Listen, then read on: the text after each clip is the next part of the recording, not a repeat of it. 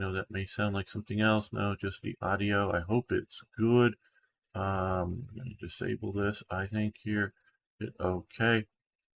Right, that looks good. Snowy landscape. We are playing Panzer Corps 2. And hello, Arno, and hello, folk. I've seen you both in the chat just before getting started here on YouTube's.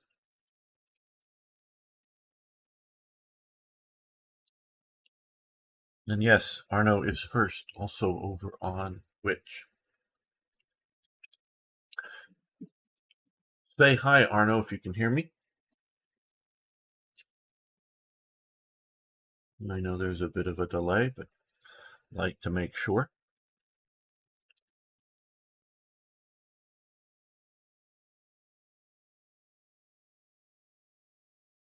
Uh-oh, I don't know if Arno can hear me. He hasn't said hi yet. Oh, Hey, Sing! Good to see you. It's been a little while. Hi, yes, good, Arno. Okay, you can hear me over on Twitch, and I hope you do. Good, Sing.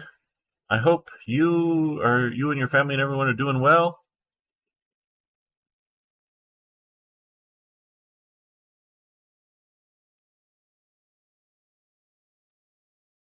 All right, let's just sort of see what's going on here. I'm sort of still half waking up. It is, well, a little after 9 a.m. here, but I didn't sleep well last night. Just things, nothing big, but okay. So we are trying to hold Bastogne here. We are also take Hollange. Where's Hollange? We've done here. Okay, Hollange. And break through at either Sherbet, Arsenault, or Rimenfrost. Here, here, here. Break through, and we're pushing up to here.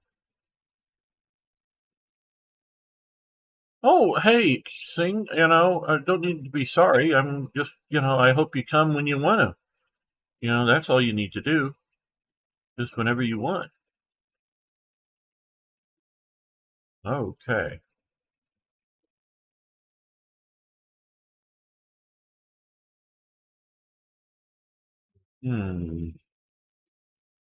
I think we're going to, let's look at my 190. Okay, I think we're going to do regular reinforcements with the air power here.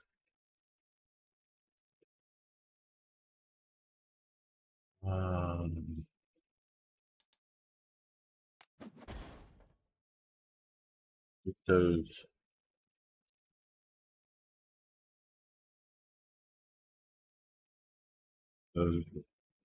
reinforced.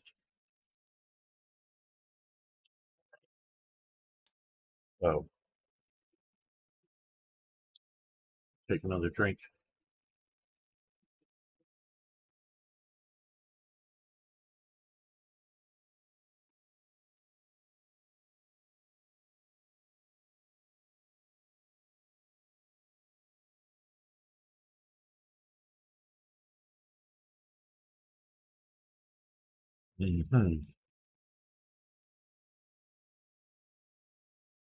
All right, up here we have an Ostwind. Well, let's make an episode here while we're at this.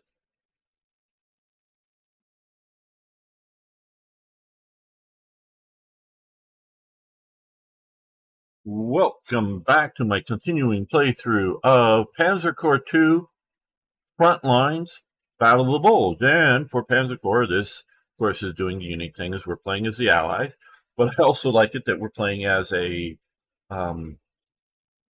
series of battles that are on a smaller scale and, campaign dealing with the Battle of the Bulge or defeating the Ardennes Offensive or whatnot you want to call it, the Watch on the Rhine. All right, so we've got here some German infantry. We could attack here, but we're going to lose a little bit of support. So what we're going to do here is we're going to pound them some with our artillery. And then we're going to attack them with hopefully without one. And they died. Yeah, well, we took a little bit of losses. And we still have this artillery piece here. Maybe we should have shot it. I don't know. At them, I was thinking we were going to be able to shoot up there, but no, not without readjusting a lot of things. I think we'll just hold out here for the moment. We're covering our flank. I'm also trying to take 3 auxiliary objective hexes, like up there. We got there.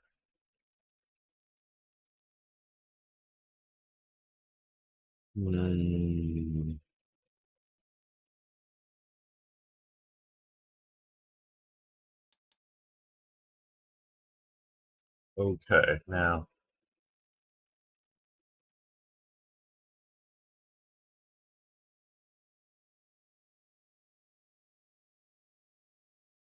Okay, we need to reinforce them.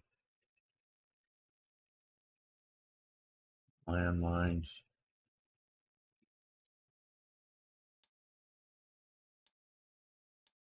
Yeah, we do not have.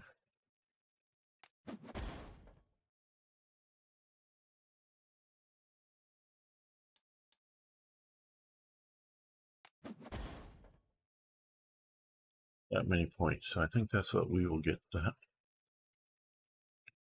this turn. Oh, I forgot to fight the guys inside. Okay. Okay, we're gonna go back and load the autosave, just because I forgot to do the guys inside the Bulge. Not that there's a big problem with that, but no kick. Yeah, no, I'm not worrying about that while I'm up at my secret mountain base so much. It's just a little more hassle.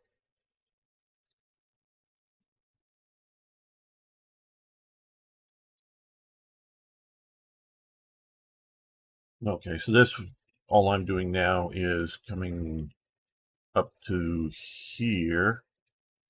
Got the guys in the Bulge.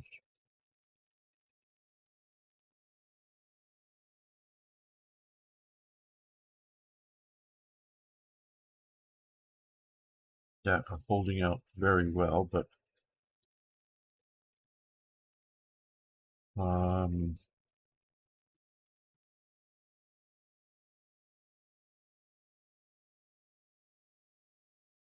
hello, Pezcon Sombrero. Cool. Pezcon Sombrero. Yes, the Battle of the Bulge. Okay. These are, I guess, at full strength, half strength units. Okay, that kicked them back a bit.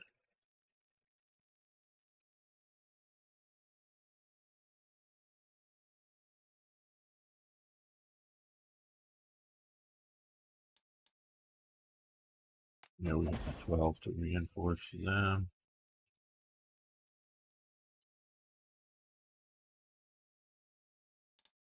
And,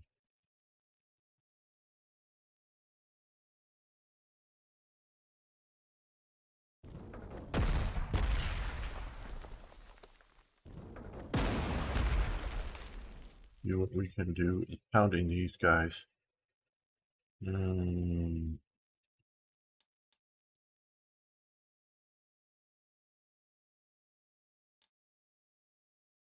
Yeah, I think because we're trying to hold out here.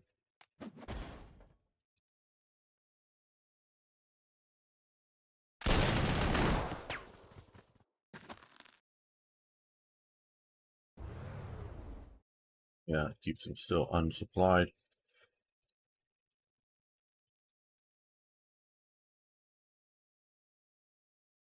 Yeah, I like that, I think. Let's see how that does, but I like it. Now, we can end the turn properly.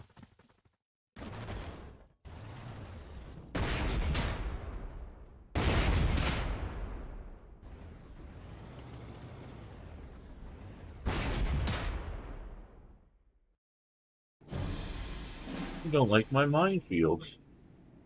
Well,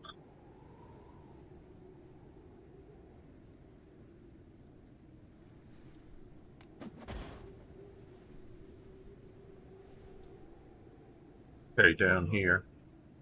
It is snowing, so we have less visibility.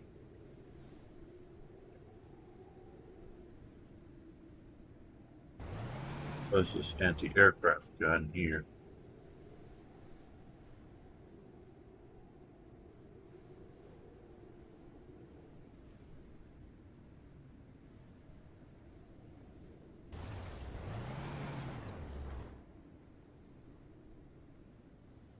Press it a bit.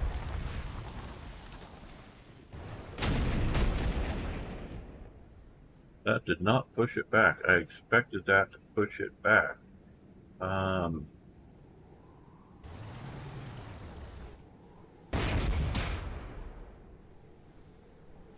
That did not do it either.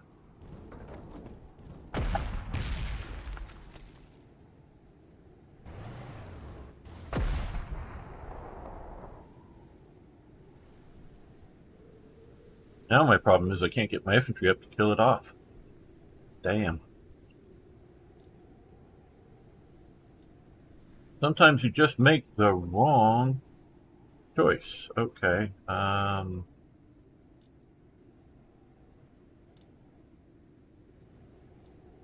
want to get one more of these to get the optional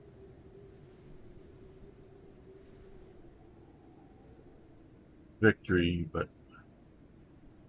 we've got a lot of turns, so let's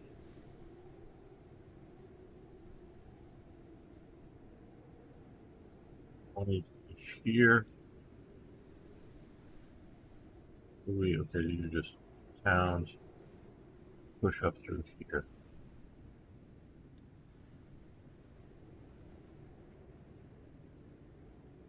Okay, you guys come to here. Yes, I figured there was some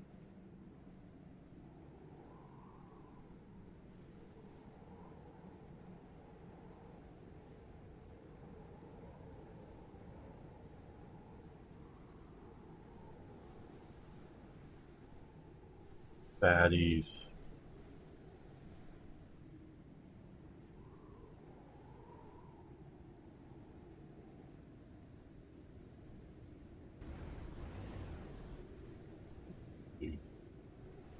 The tank gun up in support of both of those units.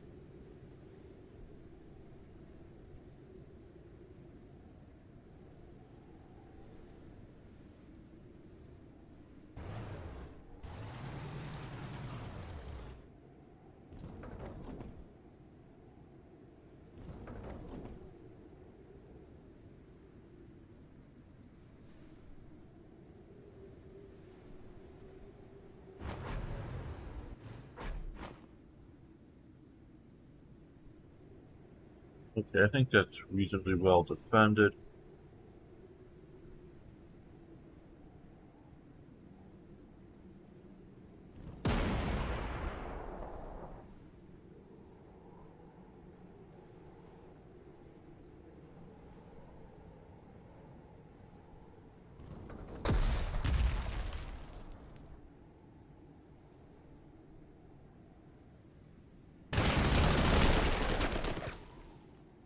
Okay, that got them up pretty nicely. Now up here, oh, we'll just pound you more reliably.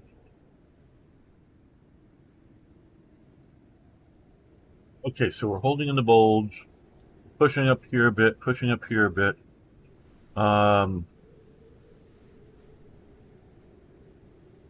I think when we get better weather and when it's just cloudy, we may push up towards Ben Chow, or how do you pronounce that? Will you play this from the German perspective? Well, there is not an option to do so yet, Arno. So, no plans on it. If they were to do so, make a German perspective, I think it would be great. I really like what they're doing with front lines on the 2 count. One, giving us to be able to play it from a non-German perspective, but also one of my big complaints going up way back up, really, I guess, I guess all the way to Panzer General, but definitely to the Panzer Corps, Panzer Corps 1, was sometimes, if you look at the map scale and the battle that you're having, sometimes you're playing that these are, platoons. Sometimes you're playing that these are like battalions.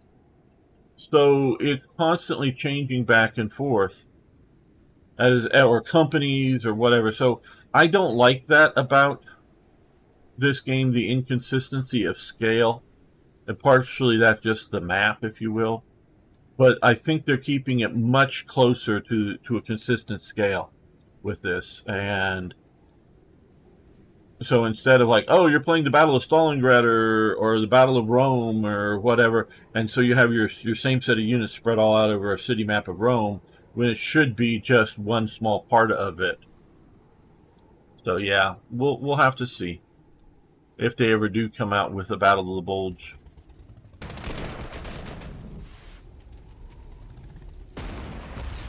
Uh-oh, they've got artillery up there. Good thing we didn't just attack them. They got enough broken up at least somewhat.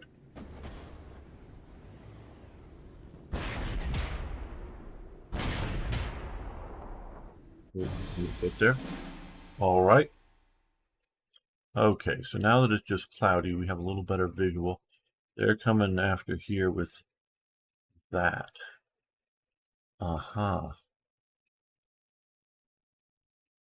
Just as we were getting ready to push out. Okay, well,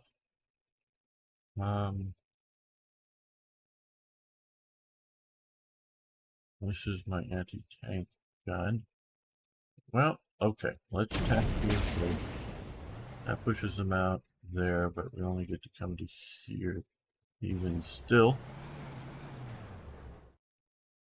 these guys are going to push up through the forest here. Then a little bit of artillery support. And hopefully kill them. No, didn't really think that likely.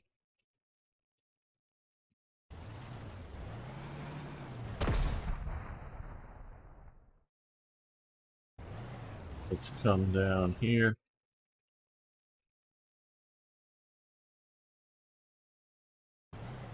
Nice Sherman 76. Alright, well, you guys can come here. We want to take that guy out. Hello, Vomag. How you doing today?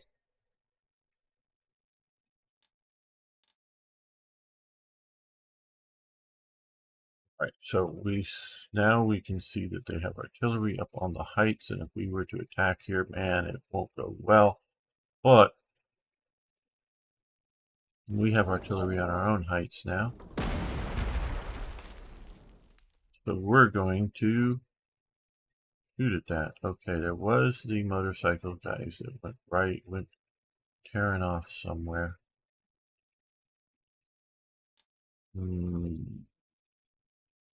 Yeah, that's also not smart.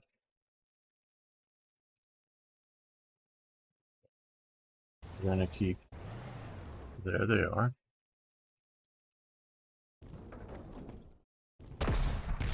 Pushing everybody here.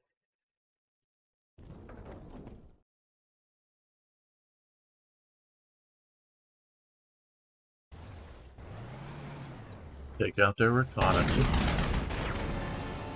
And what do we want to do from here?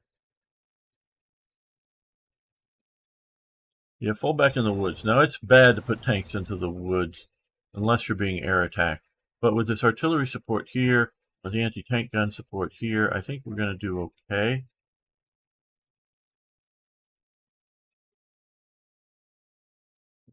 Okay, so we are bleeding points, but we need to keep our garrison here good.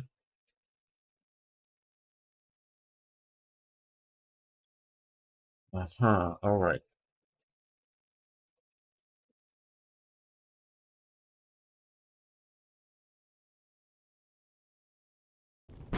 Let's hit them with our big gun. Well, didn't do as much damage as I. Oh,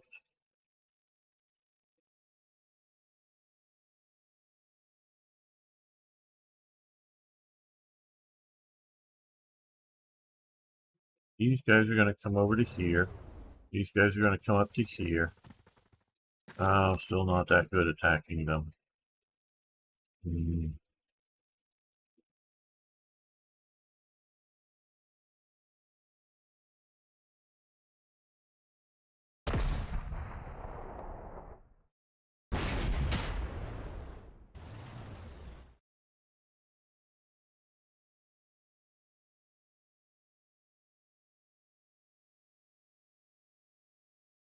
Okay, let's grind on these guys a bit more here.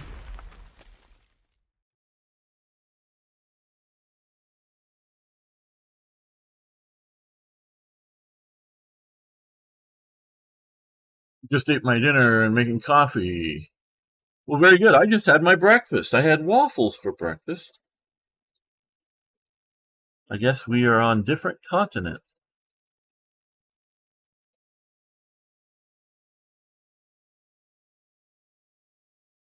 Yeah, I think, okay, for now, holding out a Bastone. Oh, we can take this guy out. Well, that's great. Okay. Could have looked at that earlier, but yes, great.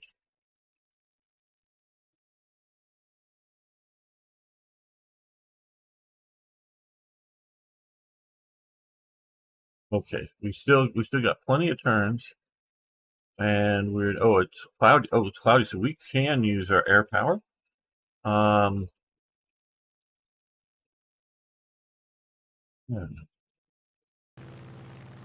Oh, we got an anti-aircraft gun over here. Oh boy. Okay.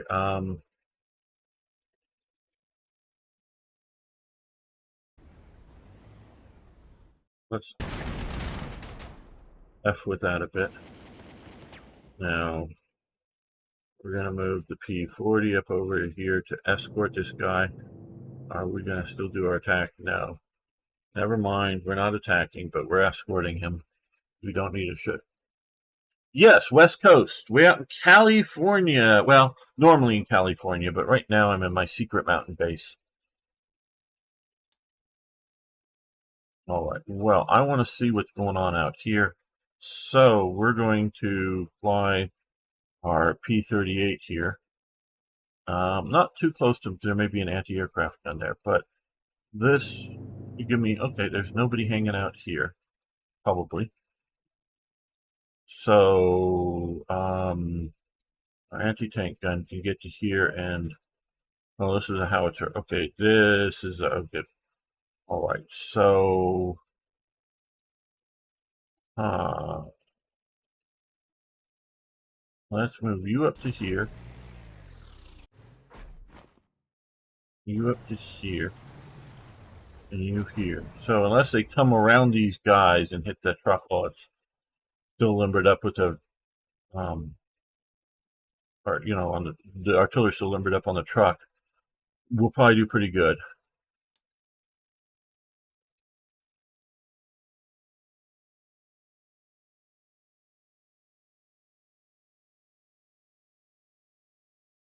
Yeah, I'll get my copy anyways. Yeah. Yeah, man, that camouflage is blending him in nicely. Well,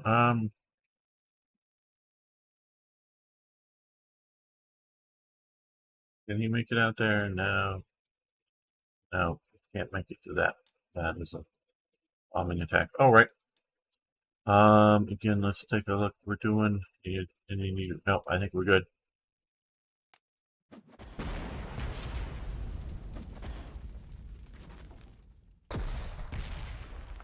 Okay, maybe this is a good.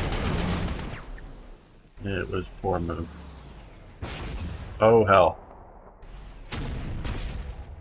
Oh hell. Oh hell. You see this? Did you see this? That is a Yag Tiger. That, my dear friends, has huge amounts of armor and a 128 millimeter main gun. And this one currently is vigilant, so close defense, meaning guys in trees and whatever are not effective. And it's +5 attacks against infantry units. And it's just rolling right in at me here. Oh boy. Oh boy. Okay, now, can the Mitchell get up there? Yes, the Mitchell can get up there. And can the Havoc get up here? The Havoc get up here? Yes. All right.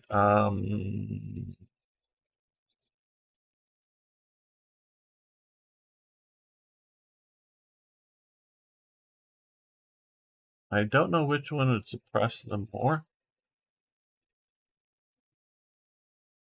It's still also considered an attack armor. Let's try this. Destroying all of its movement points.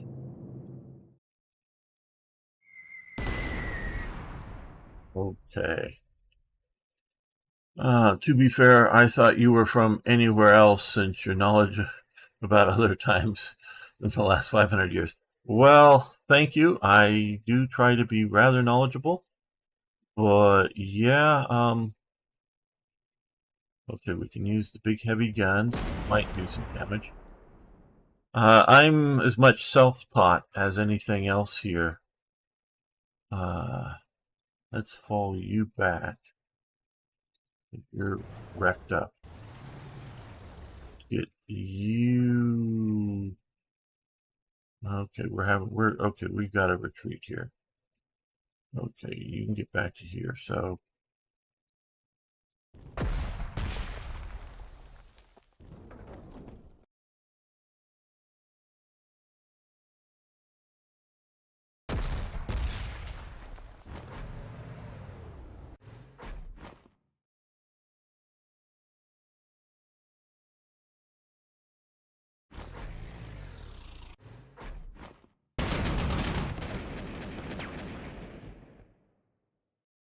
all right, well, you come to here. You guys will all the way to there, and you come and defend here. Like I say, this won't get close defense here.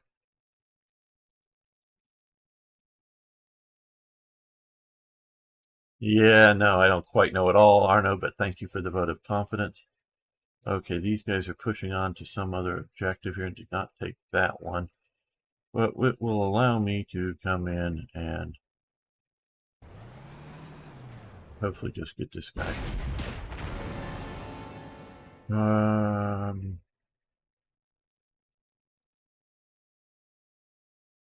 Well, we are pushing back up this other way, so I'll leave him right there. I just hope nothing's coming down there. Well, let's move that artillery there.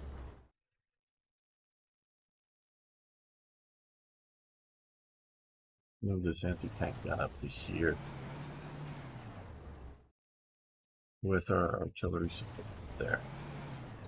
And more artillery support coming up that way. There we go. There we go.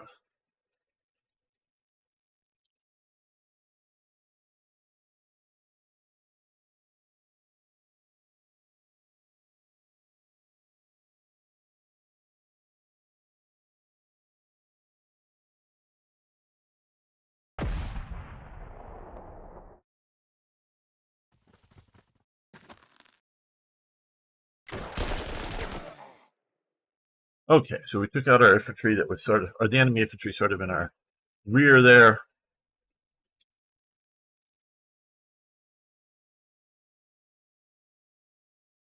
Let's grind on this one a bit.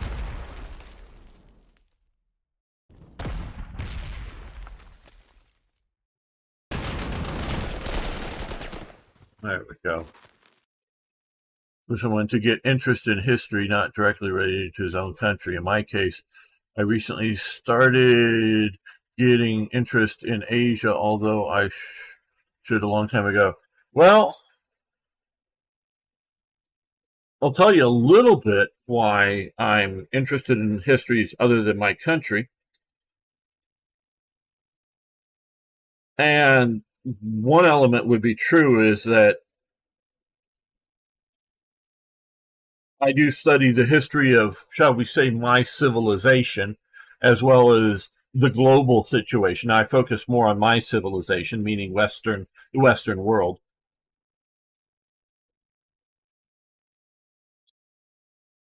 Like, as in, I know the history of, the Roman Republic, Roman Empire, and all of that much better than I know the history of the Persian Empire.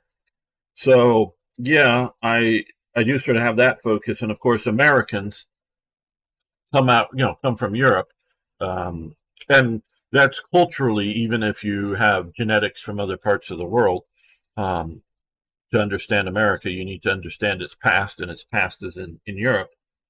And I am concerned and interested in history anywhere in the world. But part of the reason that I got involved in other countries' history is, quite frankly, and it's nice that it is, American history is boring. You can study presidential elections. It's boring. Yeah, we had a nice Revolutionary War to study for our independence, and yeah, we had a Civil War to study, and I definitely read a lot of books like that when I was a kid. Um, but you look at Europe, or you look at even a particular country, OMAG in Europe, um, in a given number of years, you're going to have a lot more history that's exciting and interesting. So, it's good to come from a boring history country in that you live at, yeah, Americans were involved in World War One. It was an important thing here, but not that big. Now, World War Two, it was a very, very big, important thing, but fortunately, it's still looking more at world history in that there are very few battles in the United States. Basically, you got the air attacks in Pearl Harbor, and then you got some battles up in the Alaskan islands, up in the Aleutians up there with the Japanese. But otherwise, it's mostly overseas and other parts of the world. So yeah, we also had the Mexican-American War and a few other things, but it's not that exciting. Where if you look at the history of France with all their revolutions and wars and whatnot in the 18th century, it's just more interesting. So that's partially just because I find other history more interesting in that way.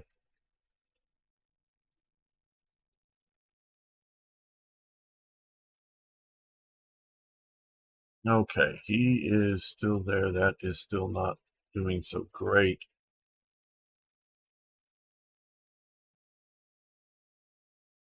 Okay, well, he's just going to sit there without supplies, I guess.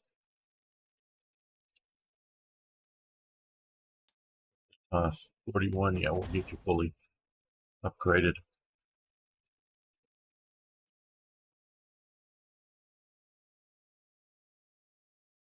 And one YouTuber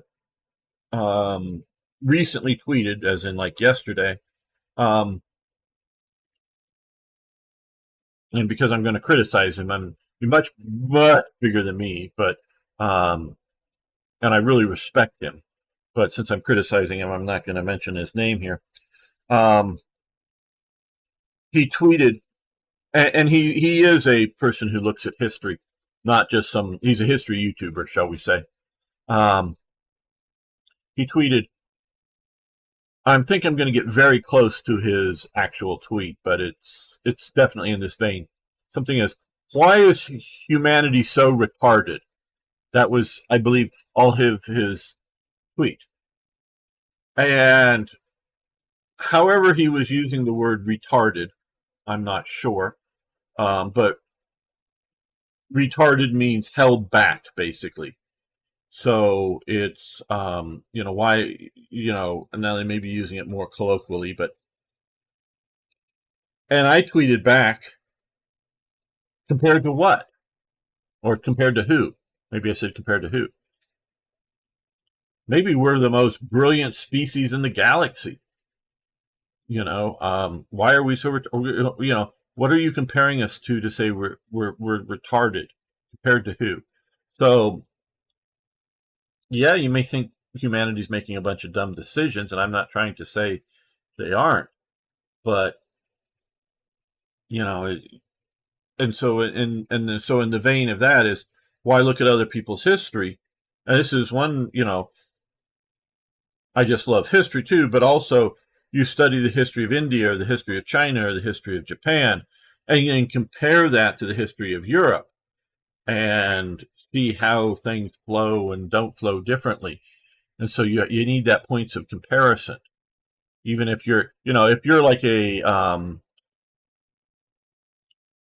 15th and 16th century British history nerd, when they're not really having many colonies, just you out in America, and whatnot.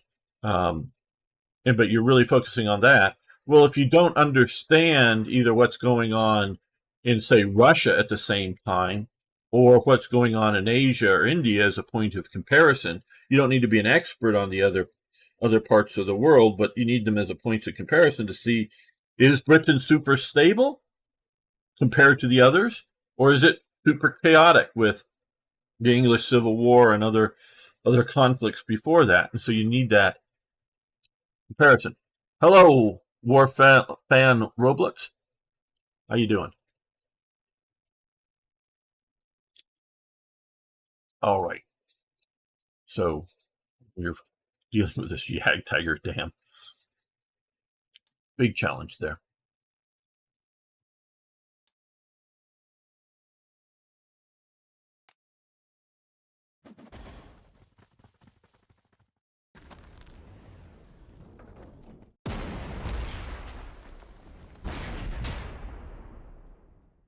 They just moved into the forest. This AI, these guys just moved into the forest. And they're still in the forest.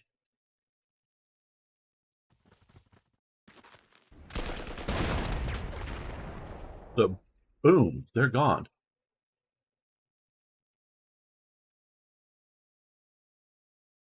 Now,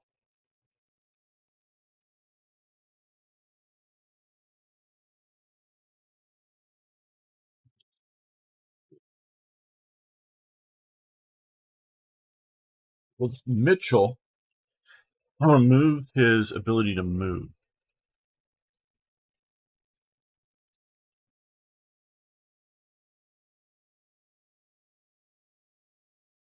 No, nope. Okay.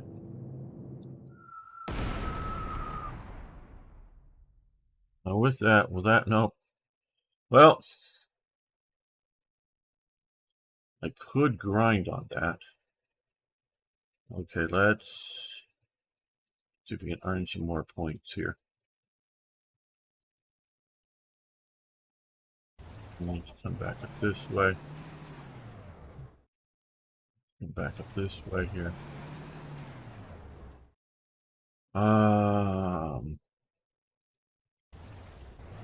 Yeah, we should really not do this. Or we should really not do reconnaissance with anti-tank guns, but I think we're okay here.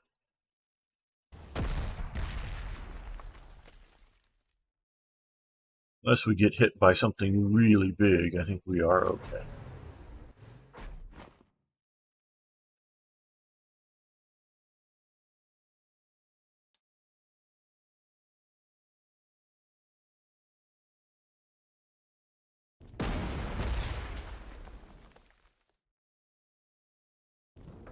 Get up on the heights.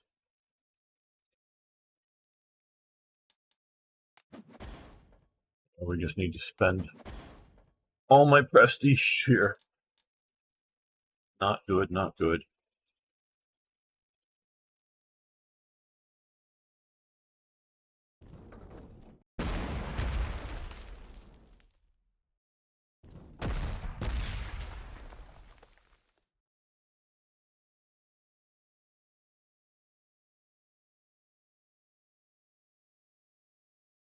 You guys come down and recon.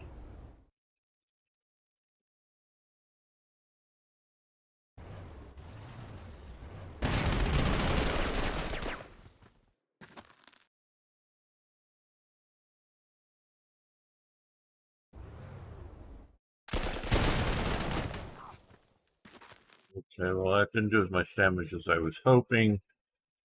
Well, since we have the big thing down there, but still, let's move this 57 millimeter gun down here because we pushed out. Let's we can retreat. Now, I'm gonna hope we're okay. Hope is never a good strategy, but oh well.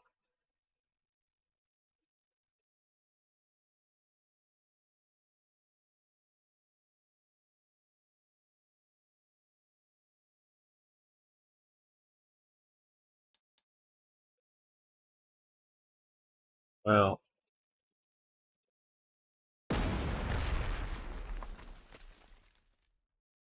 let's fly an escort up. Thunderbolt looks like to be a good escort. And I think we will also, if we can get a Mitchell up, or Havoc up here, we'll...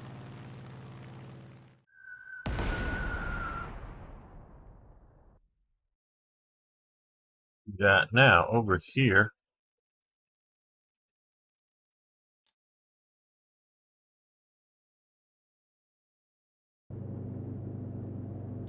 okay, we've got, what is this? This is a thug, or no, a stew.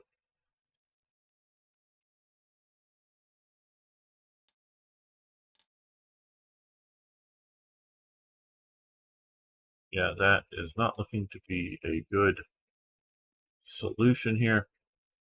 You know, I think I'm going to give up on my hopes of taking this just because we are facing not insurmountable odds by any means, but we are facing a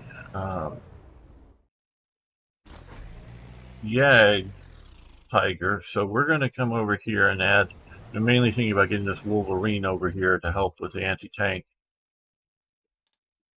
Push up this way to take there. And then concentrating our other force to take Wilt. They need to take Wilt before taking Breakthrough there. So you still, I think, have plenty of time. Okay. That's just suppressing. That's fine. Right. Okay.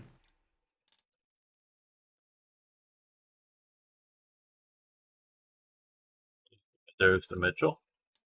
Let's see if we can pin him in place.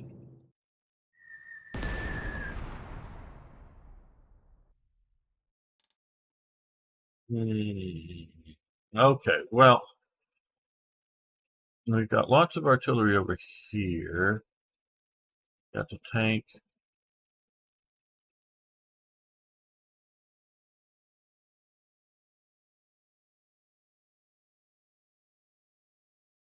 Yeah, we're going to move you into the forest there.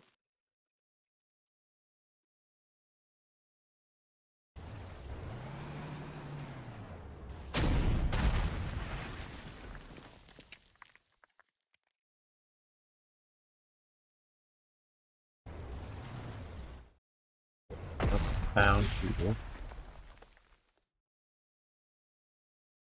Okay, you come up here and pound as well. Okay. Everybody's pounding on you. You're going to come up here and not attack. Okay, we've got, what is this?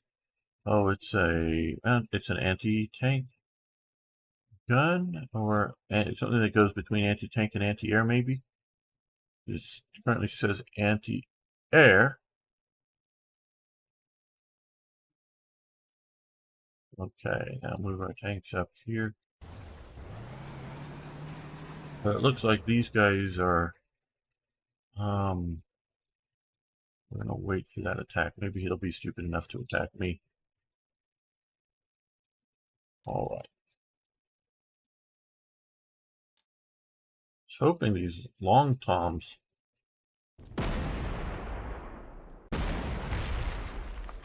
actually do some heavy damage to them. Okay, well, it had been 3-1, but with all of that, can he? No, not there. Well, let's grind on him a bit. Oh, okay. We forced him to retreat, and since he had no ability to retreat because of the Mitchells taking his movement from him, he had to surrender, I think is what happened there. Wow, that was incredibly effective.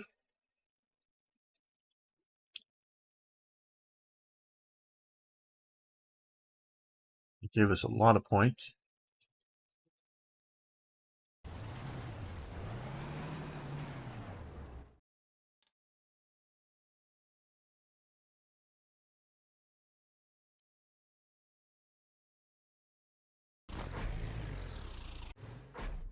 Slower moving through the forest there.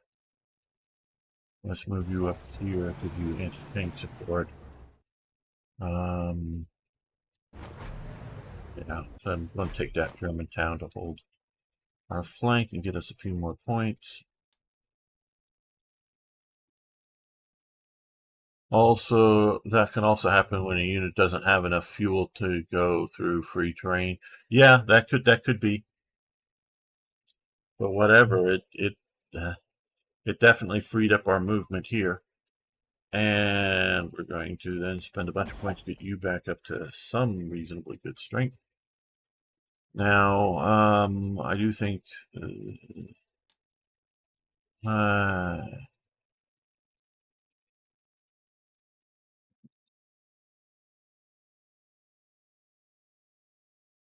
come to the forest. You can come up to here.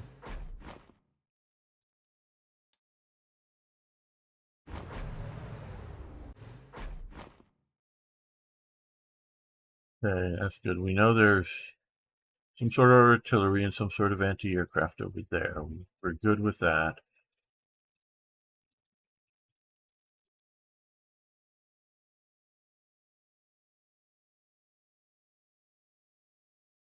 Okay, we need to also fight the Bastogne front that we're doing really well on. Okay, retreat now, because these guys can shoot to here, but they can't shoot the Nurbelwaffers can shoot, I think, only to these positions, so we're falling back out of its range. No point in staying in its range. Up to here.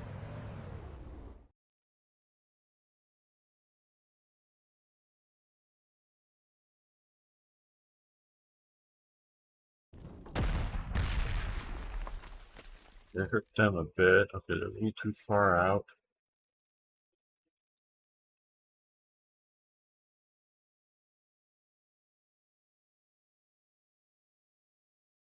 All right, well, that is reasonably successful.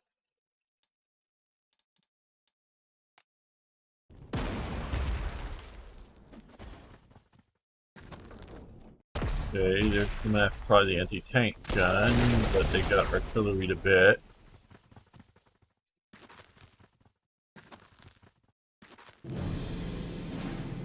Okay, the anti-tank gun is doing just fine, it looks like. Press these guys.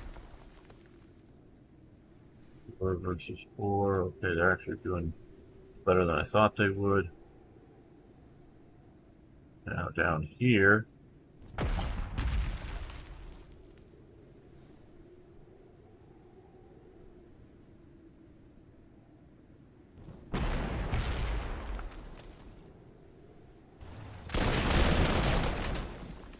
Yeah, that pushed them back heavily.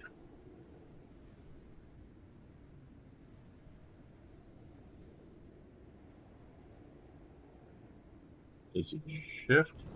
Yeah, let's do that. I know these guys no longer have anti-tank coverage, but we're, you know, get a little better there with, they still got anti-infantry support.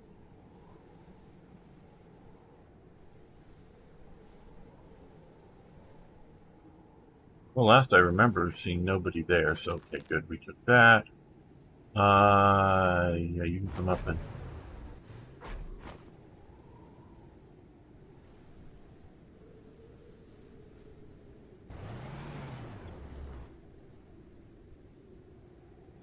you.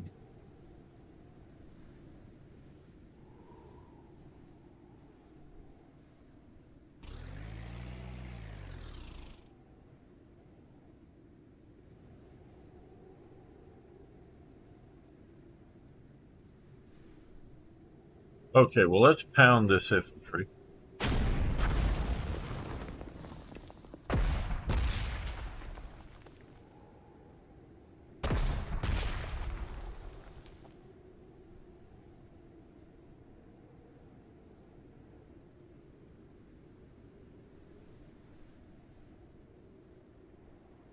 Let's reinforce. Yeah. For next turn's assault.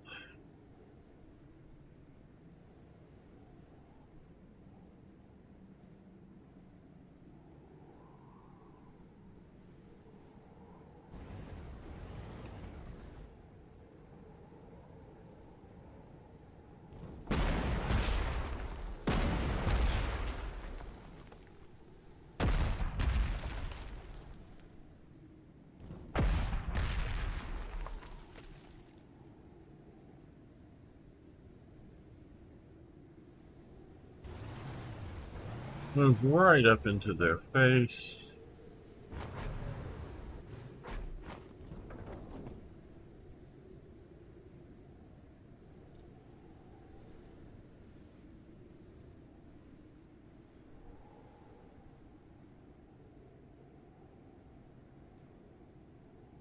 All right, I think that's good enough. Now we are starting to run a little bit short on time.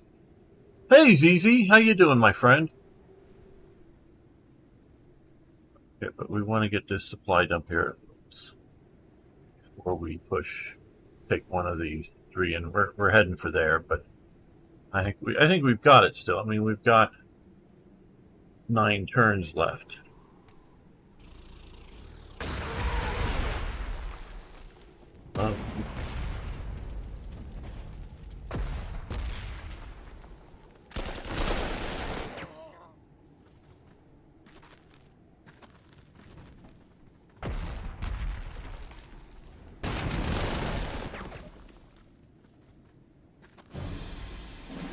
Okay, well, I think the AI is feeling the turn count as well.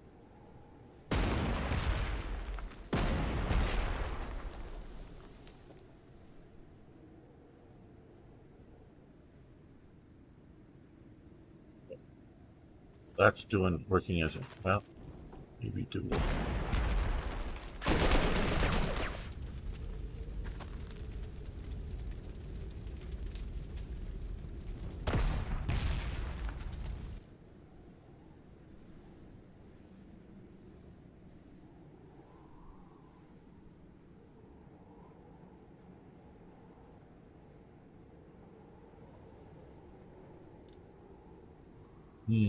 Let's come over here. I know they've reinforced, but now they've been hit again. And now we're hitting them harder.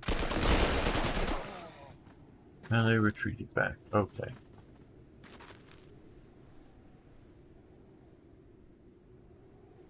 And we also know that this is over here.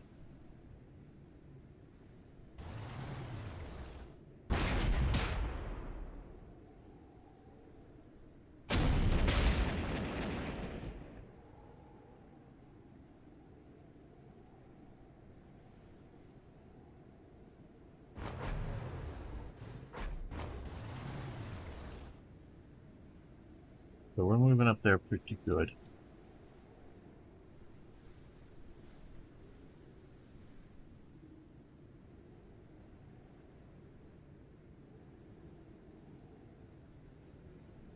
Yeah, I think just killing this thing if we're taking damage is worth it. Okay.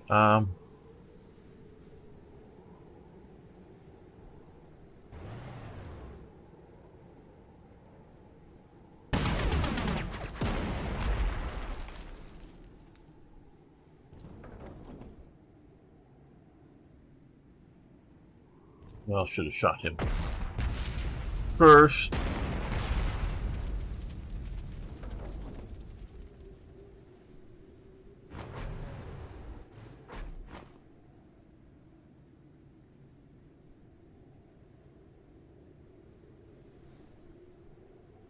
Okay, these guys move up in the forest. We got artillery support there, anti-tank support here, so that's... If we come here, we're supporting this guy as well as this one. There we are. Okay, let's move the Rangers up as well. Okay, so we're doing okay-ish on points, though we are low. Oh, my week has been very fun and interesting here. I got a new toy, ZZ.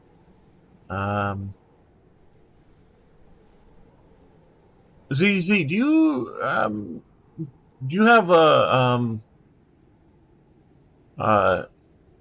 do you have a link to our Discord server, ZZ? You remember there? I just don't remember.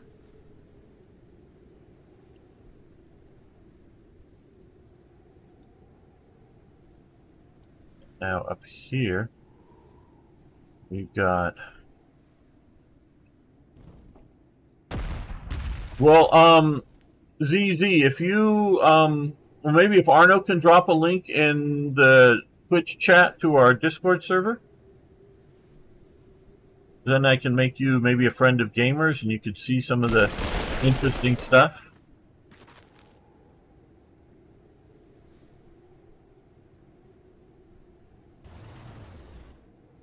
No anti-tank supporting. Okay, good. Oh, that was painful. That was painful.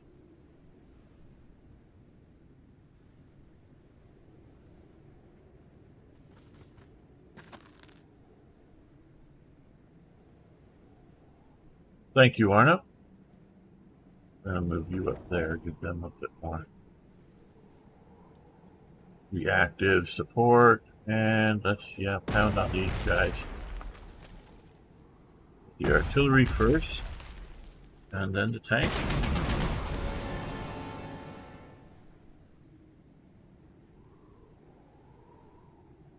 Yeah, a lot of fun these days is happening over on the Discord server, including impromptu live streams. Played a co-op game with Niagara yesterday. He was streaming his view of it, and those several people were in the the audio chat room, same time hearing us play. So we were playing co-op, playing Railway Empire 2.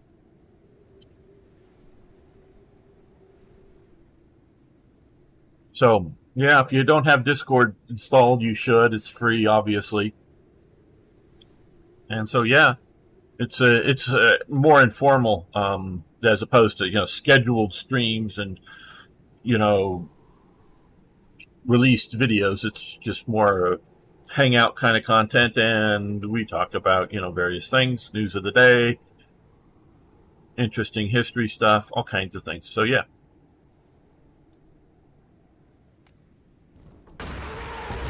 Okay, Nimble Woffers back there. Artillery up there. Men coming here, going after my weakening tank. Shot up. Okay, infantry coming after my infantry, getting artillery. Coming after the tank. Got shot up there heavy.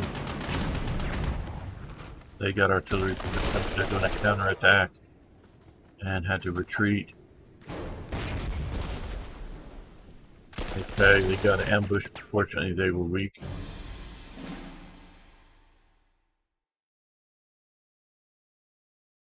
Very good, ZZ. Okay, here we go. We got these guys here. Well, we'll see what we want to do. Here we're gonna probably fall back there.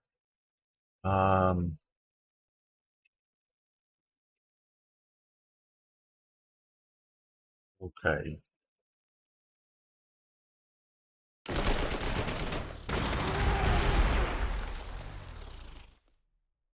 Right.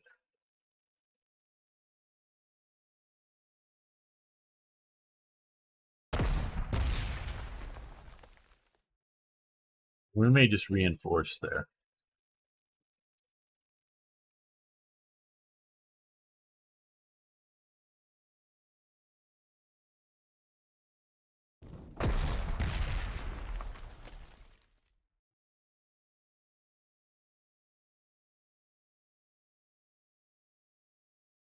I'm going to bring these guys down to do reconnaissance for this attack.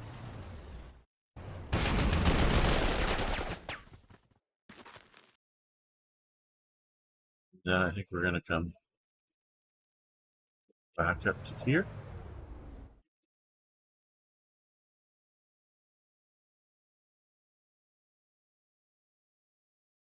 I think we will shift you to here and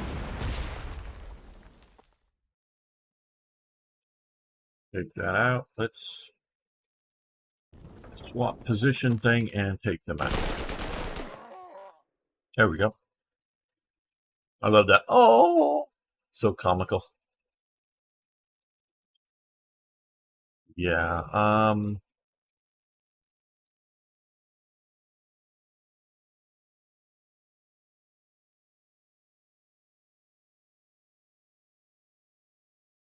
Well,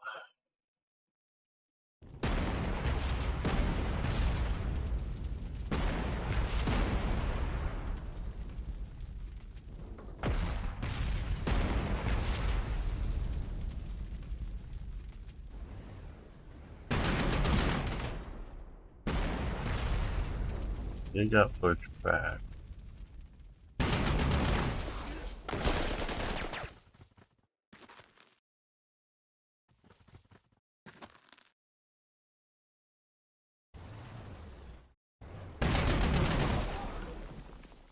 We got slaughtered. These guys get slaughtered.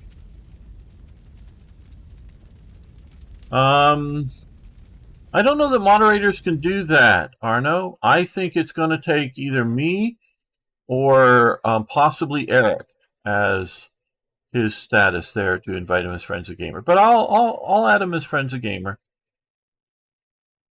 I hope his name is similar, ZZ2903. We can't give you too much power, Arno. It would go to your head, and you know it. Okay, well. We can start putting in.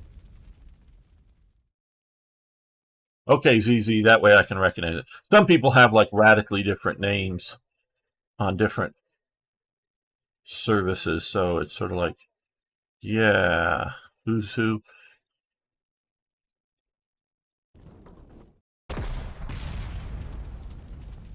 Okay, that.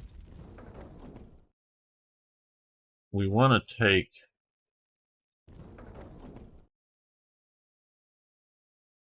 that position here so I can move my air power north.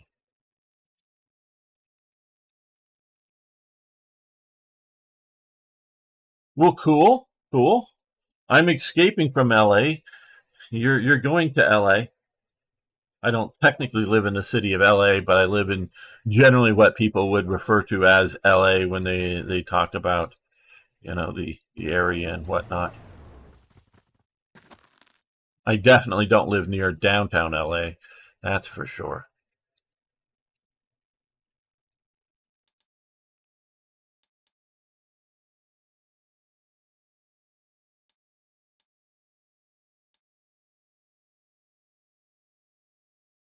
Okay, here, yes.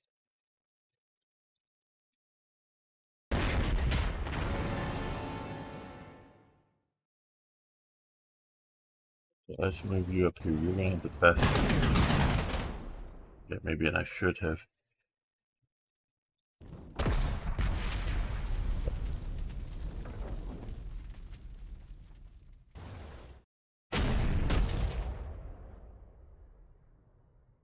You can move to here.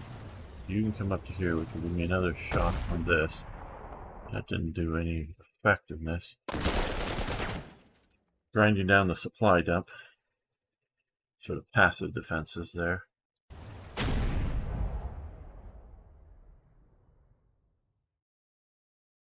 Well, I live more like in beach cities around LA area. Um, it used to be great. Now I know even when it was great, it wasn't for everyone, but um, it used to really be great. Now it's more and more of a problem. Well, cool. Okay, so we're very near taking this position. I mean, they got a minefield in front of it. We can bypass that or bring up our engineers. Those features. These are engineers. Clear it. We just got to get rid of that Waffer and the artillery piece and that infantry, and we've got that. And so we've got 7 more turns or whatever, so I think we're good. And we got to grind through this, and I think we're going to be good there. So, well, what we'll do here is let's rebase this guy up to here. Okay.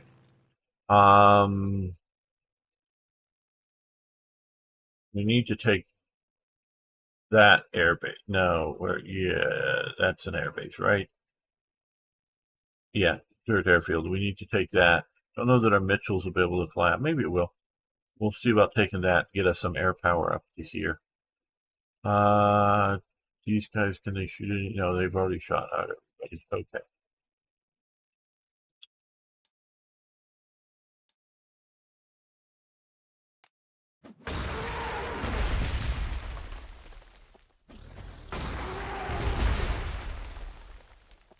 Oh, I forgot to reinforce him.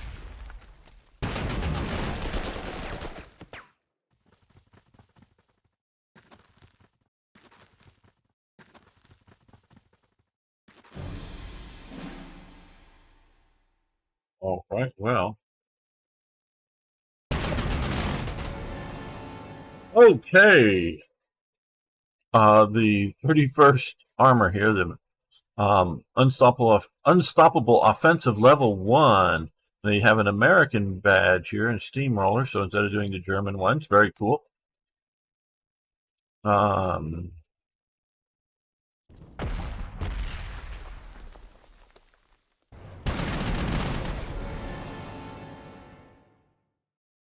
then we will back to the supply dump, back to the supply dump, back to the supply dump, back to the supply dump, and back to the supply dump, and cool. We've now got all 3 of the secondary options required. And there are other secondary hexes we could take, I believe, like one way out over here. No, not here. Here. Way out here. This is one of the 3 primaries. I need to take one of these 3. Okay, so now we've got the optional done. We're still holding Bastogne. I don't know if we have to hold it for more turns, or if we have to hold it for all 28 turns, or simply until we relieve it.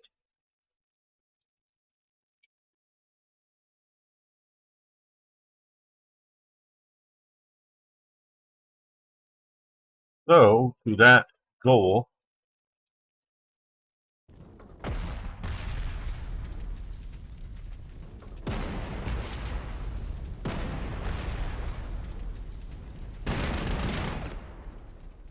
let's take this. Let's take this. Very good. And then we're going to come back and hold that, because we are going to see if we can rebase up to here. This. That. See if we can rebase the Mitchell up to here. Yeah, Mitchells can come up here. And our P-38 to give air escort. Well, we really didn't need this so much up here. So let's see about rebasing him over to here.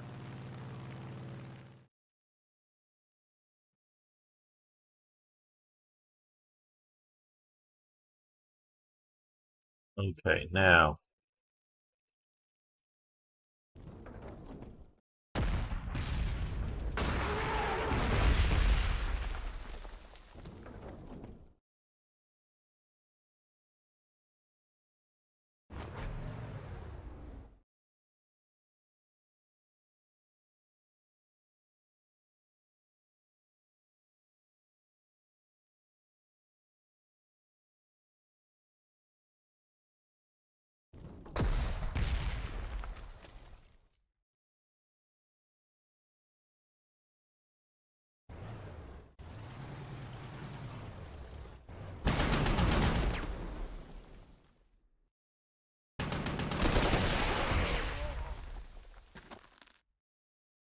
Good. Good, good, good.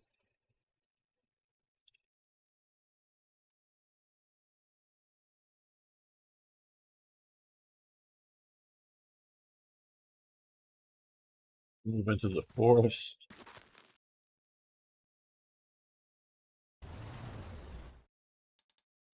All right.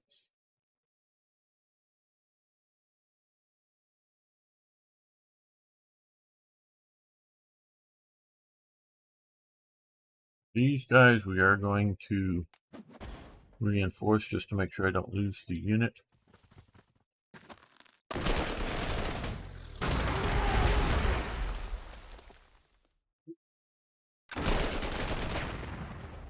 Okay, they just lost their artillery support up here in the north.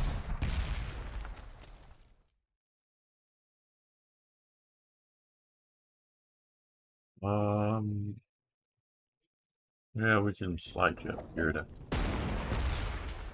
pound on them with these guys coming here. And the tanks coming there. And falling back. There we go.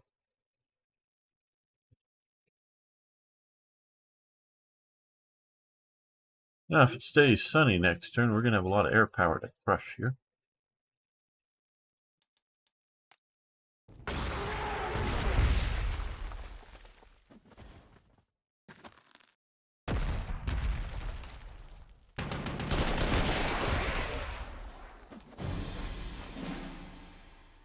Okay, and it does stay. The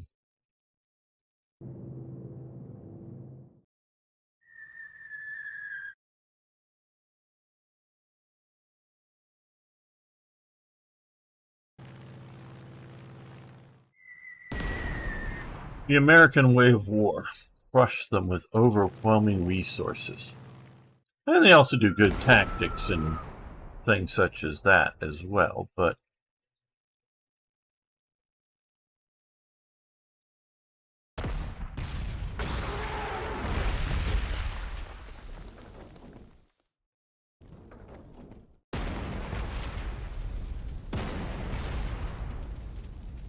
right now, crush that.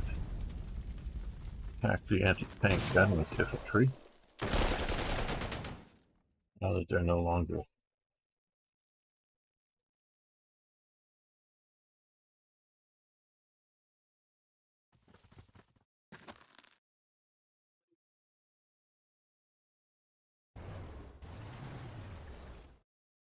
Now, let's see. You just come there, escort those guys, and you can sort of escort them here.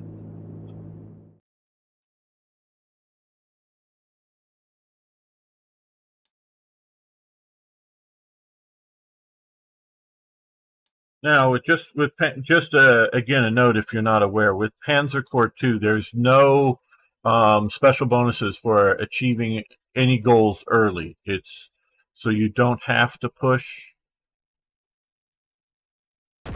for an early resolution here. Just keep that in mind. I think they'll just stay on the defensive.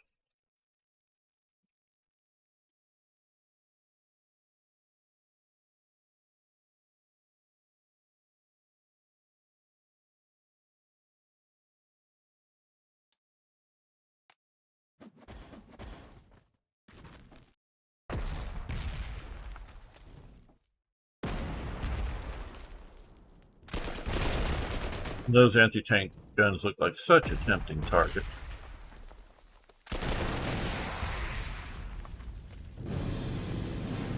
Okay, we're down to cloudy. We can still operate our air power.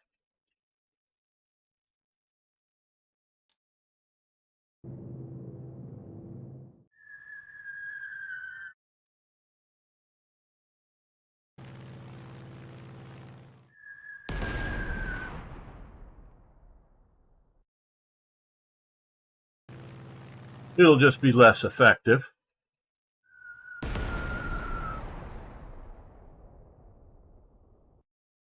But I think taking this will...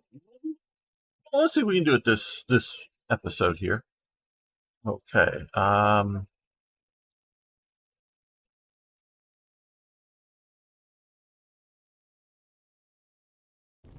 Spread our artillery love around.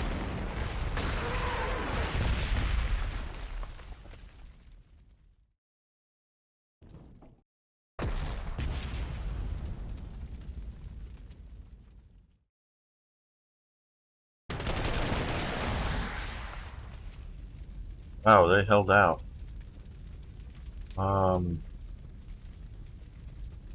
Is that allowed? Is it allowed for them to hold out?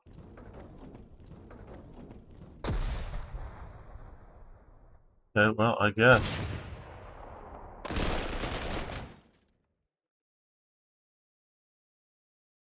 Now down here.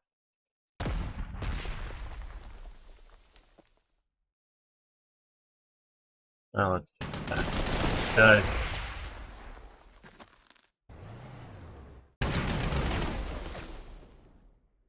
All right, we'll take that. Takes them off the field.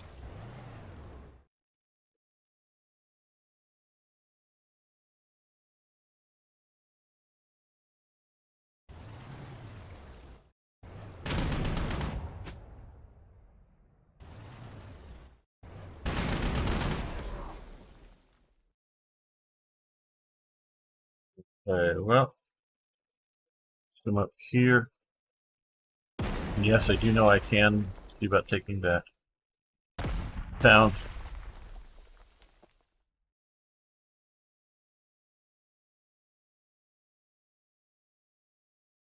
Well, thank you, Arno, for the shout outs about other services.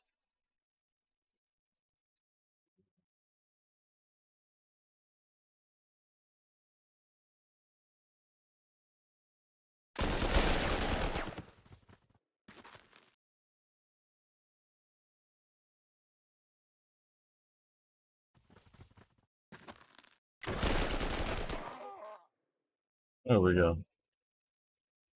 There we go. Okay, because I'm thinking I occupy this. Yep. All right. McAuliffe certainly hoped for an early relief, but the late Christmas present is welcome too, even if it may, or many in the 101st like to stress that they didn't really need to be relieved. Yeah, well, they did need to be relieved, but they were doing well as well. On December 26th, the lead element of the 4th Armored Division made it through the Assinois with just a few Shermans and finally reached Bastogne. With the bulk of the division arriving, the siege was over, but the heavy fighting still ahead as German reinforcements began to pour in. Okay, end the briefing. Well, we're going to end the briefing and this episode here. I want to thank everybody for watching this far into the episode. And if you haven't already, please, of course, hit that like button and post a comment below. Love to hear your thoughts. See you next time for more historical gaming. Okay, we're going to keep going here for the live stream. Oh, hey, Chaplain for Bacchus. No, we're not ending the stream. I'm just cutting things into segments here for later posting on YouTube. But good to have you here, Captain for Bacchus. Okay, we will be continuing. Welcome, fellow Armstream generals. This is Gamer 1745, and we are playing Panzer Corps 2, Frontlines, Battle of the Bulge. And what I really love about this series that they put out of this DLC is, one, it's their first DLC, or first any Panzer Corps game out there that allows you to play from other perspectives than the Germans. I really like that. And two, it's keeping a more consistent level of tactics, because I've always been with Panzer Corps 1 or 2. Is this a platoon, a company, a battalion? And never really sure, because map scales change and whatnot. But this is much more consistent, and you're playing the campaign of the Bulge from the American perspective. Now, as my friend Arno was asking if playing it from the German one, I think it would be a good idea, probably not that hard after all the research, is to make a DLC. It doesn't have to be that expensive. That flips this whole thing around and you play it from the German side. Now, you have to sort of script it in a way of what if, you take Bastogne early enough on. So you have to be somewhat creative instead of presuming you're going to be losing and just lose gracefully, if you will. Because, to script here, it's much easier because you're scripting something, from the American's perspective. You made a script out of, American, well, Allied. There's little British fighting from the north for this, but from the Allied perspective of a victory. So if you fail, well, you just have to replay the mission until you succeed in the mission. But once you succeed in the mission, it goes on to the next victory. Where if you were doing this from the German side, you either script this so that the campaign will be lost, maybe. I mean, that would be designed, but you successfully achieve goals within that campaign, but meaning you're just part of, not the whole, German Watch on the Rhine offensive. You're just an element of it, but are forced to withdraw or retreat at some point because other elements have failed, even if you've succeeded. And so you can go from, an offensive campaign rushing in to sort of a defensive one, and then one that, covers the withdrawal of your forces and make it intact. You can design a campaign that way from the German perspective, and you're just trying to achieve goals that allow your forces to do well in this sort of campaign. Or if you were to organize a campaign up that would allow you to be victorious, just limited in the sense of victorious in the Battle of the Bulge here, for some time, having a big bulge, like you see with Operation Citadel on the Eastern Front, in which there was a bulge that the Soviets pushed in. The Germans, instead of immediately trying to, doing a large offensive against it, they wait to build up a major offensive because they want to pincer it off and crush the whole army in there. But that also gives the Soviets time to reinforce and build defenses there. So, and you know what happens with that? The Germans fail miserably. So, it's how you want to do this. So Germany could have, in theory, and there were tense moments there. Could have taken Bastogne, could have pushed a bit deeper, could have gotten some fuel supplies. Probably not realistically get to the port of Antwerp or any other real port, but um, get a big bulge in the line, and then, in theory, reinforce it, reinforce the shoulders of it, reinforce in the depth. That would then force the Allies to do their version of Operation Citadel, attacking a bulge that has been reinforced, dug in. And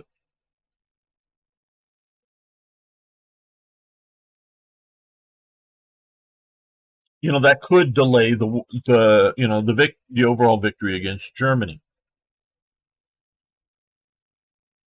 I've often and a lot of people have talked about it, and I've read some, and I've listened to some documentaries. One lecture talk by somebody who did read, not read, but write a book on the final days and the German Reich. And I've often wondered why the Germans did not collapse. They fought to the bitter end. You see, basically all of Germany's allies, collapsing or getting out of the war, particularly, Finland getting out of the war, but the Balkan countries, Romania, Hungary, and whatnot, are collapsing, and there's coups and counter coups and all that kind of craziness. Fairly early on, you have Italy collapsing because, and we can look at like Italy's case, up and down the political spectrum, everybody knew that there was no way that Italy was going to be able to continue to fight, victoriously fight on. So by continuing to fight the war, Italy was just killing its people and destroying its country, because fighting over the terrain destroys bridges and sewer systems and railways and roads and dams and all that kind of stuff. So Italy goes, well, hey, if we continue fighting here, we're only going to make losing worse. And even the Japanese weren't killing everybody when they had their murder parties, their big murder parties, most assuredly, Nanking and whatnot. But, and I know for very good reasons, especially the higher ups in the German command, not both military and civil, were very, very afraid of what was going to happen when the Soviets occupy. So I understand why you do continue to fight and have rearguard actions against the Soviets, because you also are fighting against the Western Allies.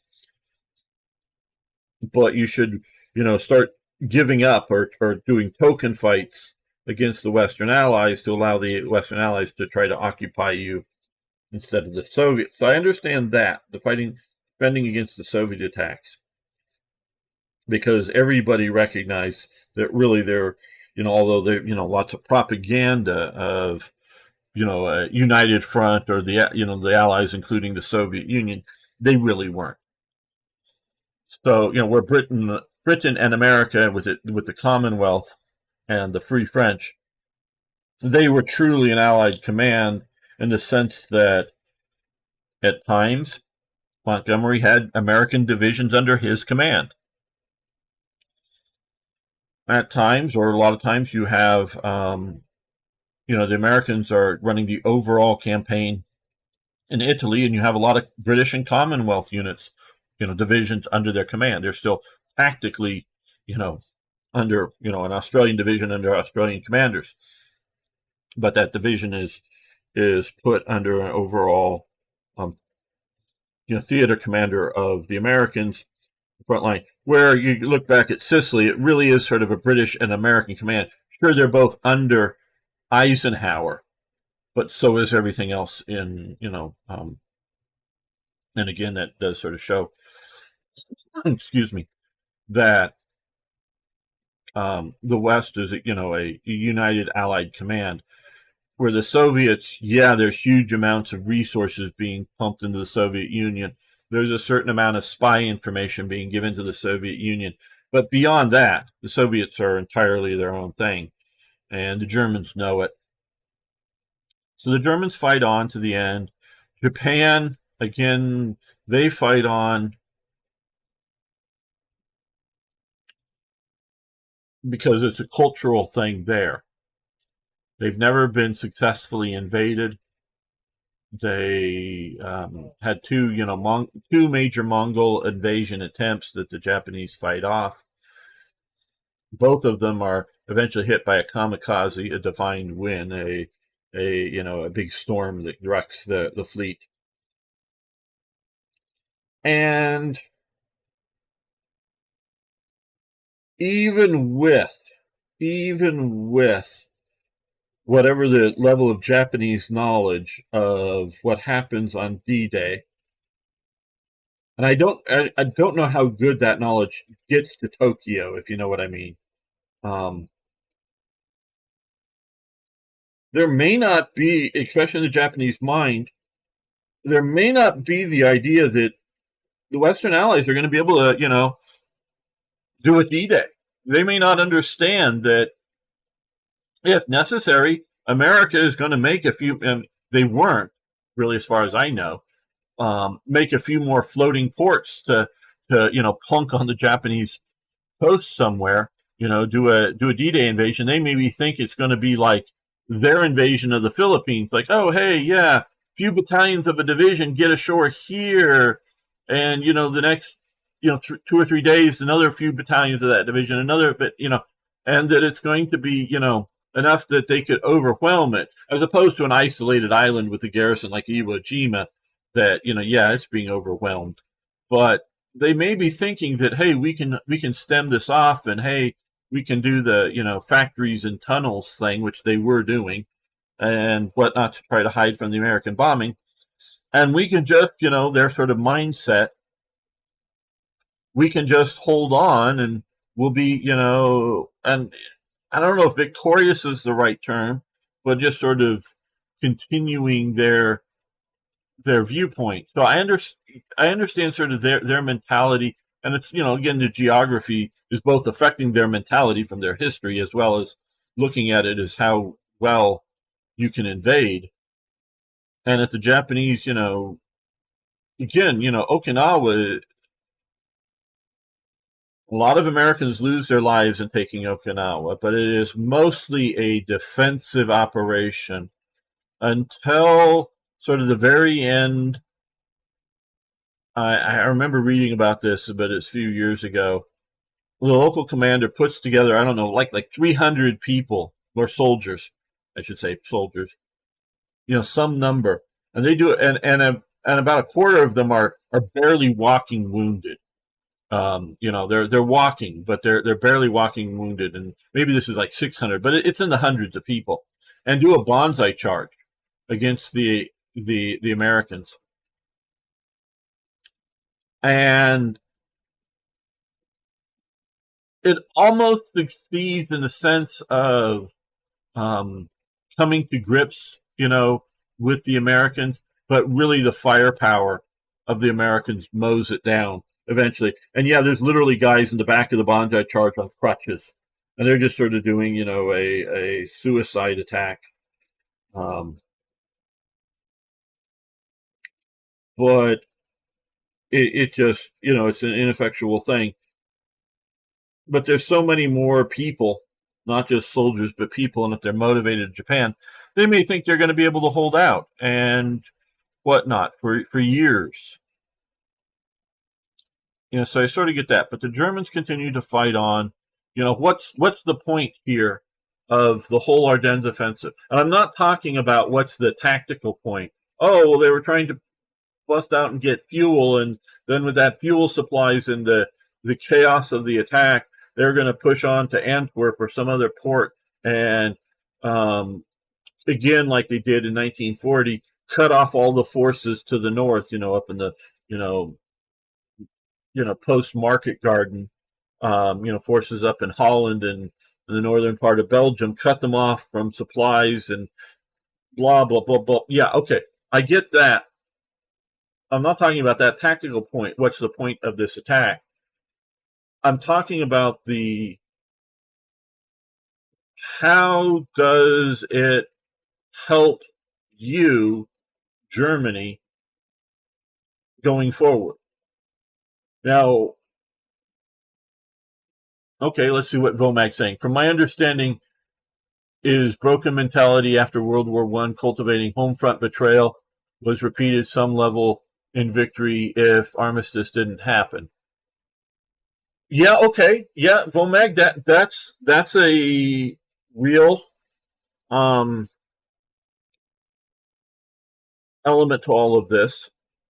Now I can tell you why I think Fritz and Hans out there, whether they're riding in a tank or marching behind a tank as the infantry, why they're fighting is this partially is a habit, and their commanders, for the most part, even when they've been losing, on the East Front or the West Front, the commanders have been smart about it. Meaning, yeah, they sometimes get hold at all cost orders, but the commanders aren't being idiots. They're not doing suicide charges or suicide last stands. They're being tactically smart. So part of it's confidence in its habit, but also there's a lot of propaganda of the wonder weapons coming, and they've seen the wonder weapons. Some of it, I would say, in person. And we're talking about going back. One of the wonder weapons, in my opinion, is the German jerry can and the system that they set up around it for fuel supplies. And it works so well that the Americans and the British both not just replicate, making the cans, the fuel cans, but also replicate the whole fuel supply system. And it only breaks down on the great scale of the Eastern Front that Germany just does not have both the railway as well as the truck-based scale fueling systems enough to keep that momentum that they're able to do in 1940 over relatively short distances. And, but they're able to do it on other, they're able to use that whole fuel system, for Case Blue going down to Stalingrad and others very effectively. I would say that's a wonder weapon. And then you later have, things like the Schwimmgewehr, the assault rifle. That's a tactical wonder weapon. And you have things like, the Panther tank. Look at the Panther tank, my God. You started the war mostly with Panzer Is and Panzer IIs, with just a trickle of Panzer IIIs and Panzer IVs. I'm talking 1939, 1940, and okay, those are again sort of, especially the threes and the fours are sort of a wonder weapon. But then you go from that to a Panther, angled armor, big gun, big engine, fast moving, and a Panther is way better than the T-34s, even the T-34-85s, the late war T-34s. So they're seeing physically in front of them some real wonder weapons. Then they're seeing in the media, whether that's newspaper or magazines or movies. They're seeing the V1, the V2 rockets. Now they may think these are being devastating to England. I mean, they were doing damage, but they weren't being devastating. They may the average soldier, the average citizen may think they're being devastating. And they're speaking, excuse me here, I got a drink. And they're seeing, the Messerschmitt 262, jet fighters, and the Messerschmitt, 163 rocket fighters, and these are wonder weapons. So they're seeing that in the media enough to know that it's real. Maybe again, not knowing how many they're making and how effective it is or isn't in the air war or whatnot. But so I get that they are sort of like, well, hey, if we can hold out for another 6 months, we could have another 600 airplanes, maybe. But the reality is they were running out of resources, and they could build 262 airframes, but they could not build engines for them. They just didn't. They had. I mean, they were building some, but there were a lot. I think more aircraft sitting around without engine. For those types sitting around without engines than ones that had engines and could fly. And then the engine life was in the hours of flight time. Maybe 50 hours or something. I don't know. And it was getting poorer and poorer materials without the heat of those jet engines. Where jet engines nowadays will last. These commercial jet engines that fly for 10 or 20 years. Excuse me, and fly almost daily. I mean, sure, they take them down for major maintenance often, but they're not melting because of the heat. So the average soldier doesn't know this. Excuse me, but at some level, the Luftwaffe or high command knows this. They know they're not going to get enough jets functional. They know the jets that they have aren't going to stay functional very long. So they know that, shit, this war, we just literally can't continue it because we've lost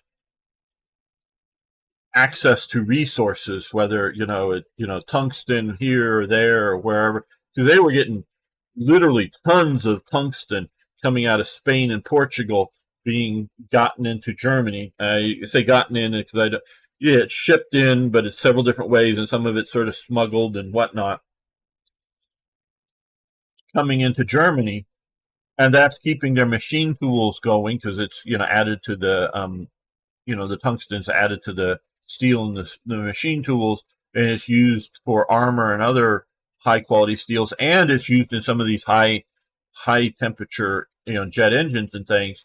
But once that's cut off, and you cut off other sources in the east, and there's only a trickle coming out of Germany, you just know you can't continue the war.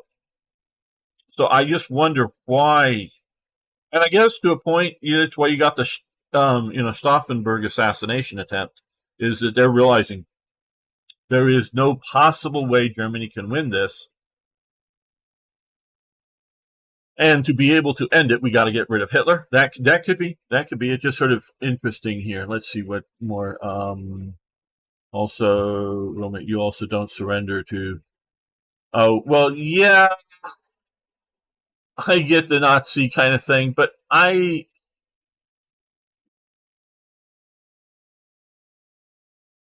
think more of it is not that sort of point, Go Mag. I think it's more of like, if we surrender, we're dead for the leadership, because they think that the leadership is going to be taken out. And yesterday I watched a documentary about that. Okay, yeah. Okay, well, let's continue here. I know I just gave a long talking, but yeah. So now, in my opinion, all of the resources put on the Battle of the Bulge, the sort of follow-up campaign, would have been better spent, even if it's just the idea of keeping National Socialist Germany alive one more day. It would have been better to do a continued defensive operations in both the West and the East, because this destroys eventually a lot of their really fine units, whether it's the Fallschirmjägers, the various Waffen units, some of the other army units that are sent in. It destroys them very rapidly, and had they been used smartly, tactically on the defensive, giving where you need to give, not not holding some stupid hill, even if it's super surrounded, and when you could save the forces and fall back to another hill or river or something. If you were fighting smartly, you could have held out longer. So I actually believe the whole Ardennes offensive shortens the war for Germany. Okay, let's continue on. All right.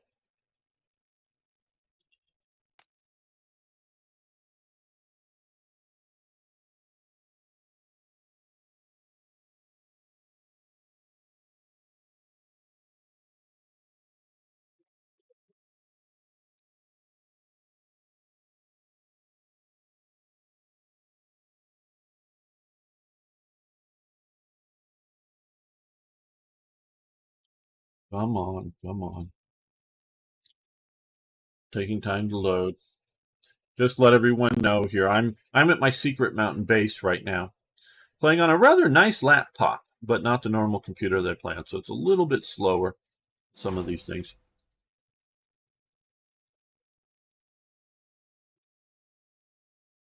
Okay.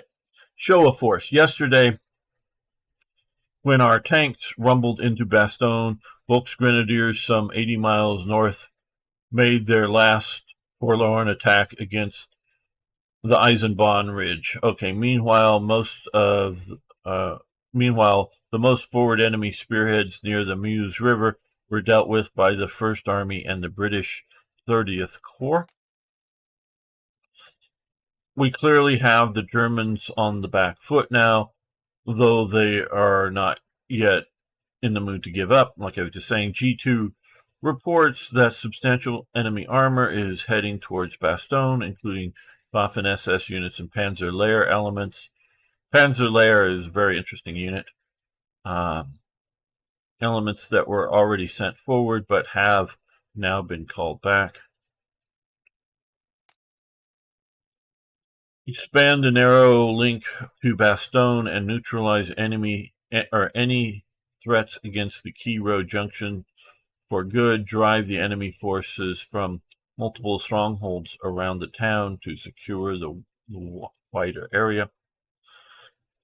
Once this is achieved, Top Brass wants us to push north to keep momentum so we can finally begin to erase the bulge created by those German rapid advance, or the rapid German advances. Yes. So primary objective: take Siebert and Henrich.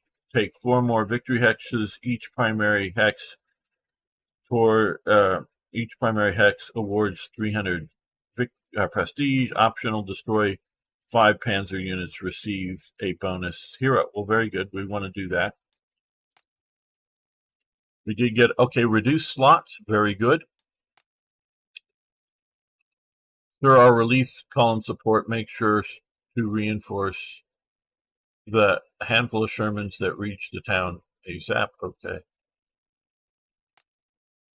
All right. Okay, we've got 4,000 prestige or more here. Okay. Well, nope, not the Berghoff. Nope, folk. Nope. Just a secret mountain base. Not a fort right now, just a mountain base up in the mountains. Only Panzer II Corps. Hello, Ragar.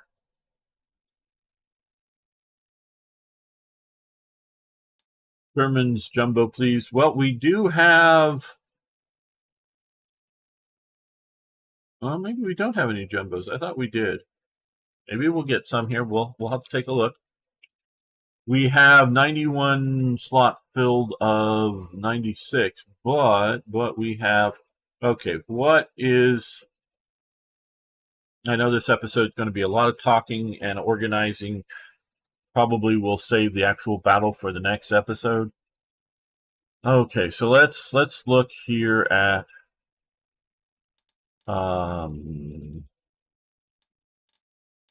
stats.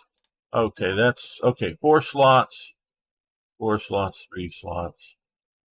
5 slots. Okay, we're looking for something with the biggest amount of slots here. 5 and 5. Okay, now we maybe could have just okay, close this. Arno wants a jumbo. This would be the jumbo here. How many slots? 5 slots. He wants a jumbo. We have captured panthers. Oh, we also have, and the Americans did use just a handful, and so did the British use a handful of captured panthers. I'm not talking about some of the panthers made after the war, or the French, that the British made for the French. But we do have 3, oh boy, we don't,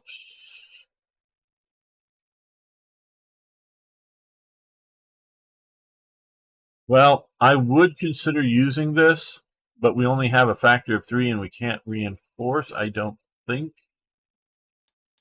Let me look at my heroes list. Click on the unit. Let's look at, well,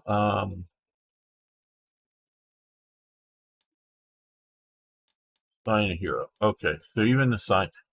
What we have the reduced slots. We could do that, but there's also, and I forget what the, I know I have them in my main German thing, but one that does, well, this does cheap replacement, but does replacements repair when not in combat that turn? No, we don't have that. So I'm not going to do a 3 strength Jag Tiger. Wait, is that there? Okay, what are we? OP US units, OP US numbers. Later phase of the war are basically curb stomps. Yeah, Ragar. Yeah. That's the American way of war. We like to curb stomp everybody.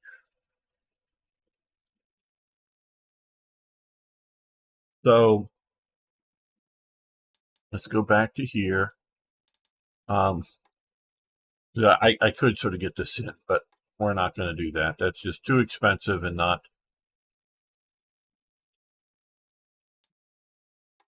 Okay, we will keep Arno happy. We will buy a, and how many points is it? 600. Okay, yeah, we'll buy a jumbo. And then we're going to come to the jumbo here and we're going to assign a hero.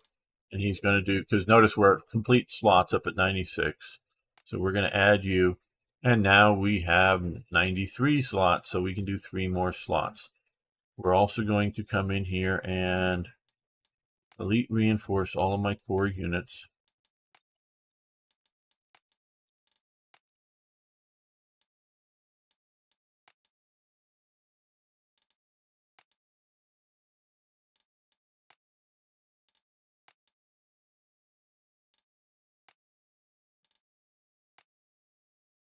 Okay.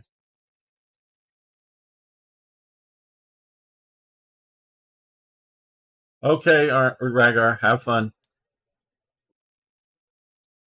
All right, so we have 3 more slots to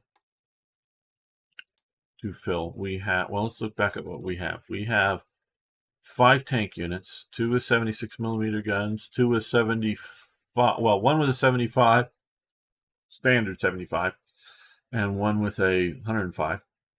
And then a jumbo with also standard 75, a reconnaissance Chaffee. 2 Jacksons and an M10 for anti-tank defense.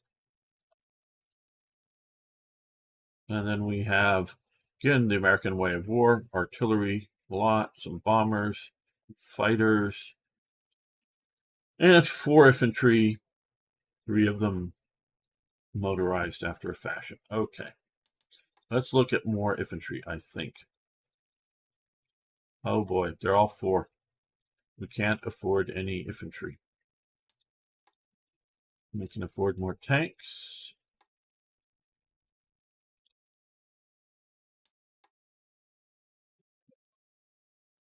I don't think we're going to go with more anti-air. I don't think we're going to go with more air. So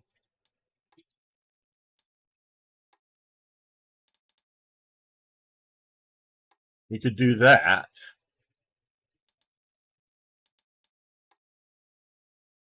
Or more armor.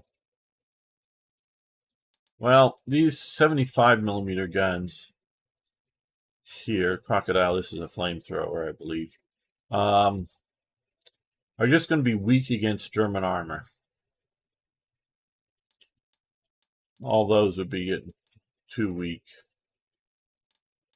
Reconnaissance, yeah, another Chaffee would be good, that it can do reconnaissance, plus it has a decent 75 on it. It's still not any better than a Sherman in 75, but got a lot here. I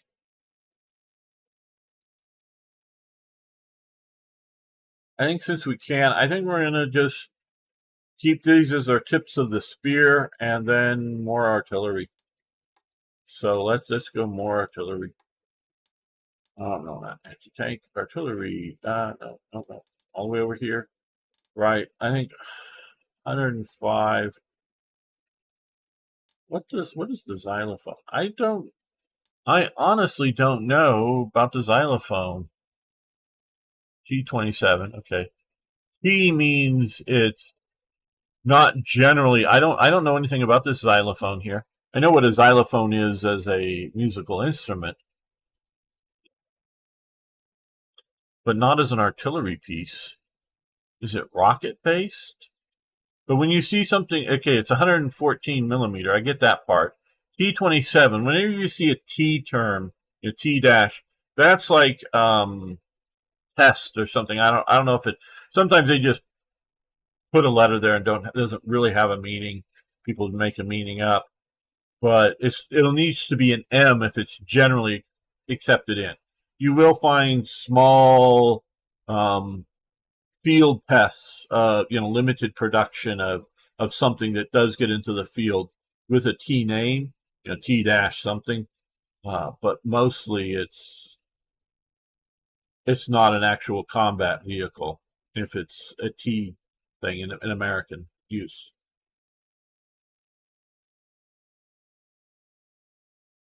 Arno, excuse me, wants the Chaffee, but I think we want to do the artillery. Sorry, Arno, it's just more useful, I think. Okay, and we got to destroy 5 Panzer units. All right, well. Okay, so let's see. We can come down here. Okay, we've got a big anti-aircraft gun down here at our air base.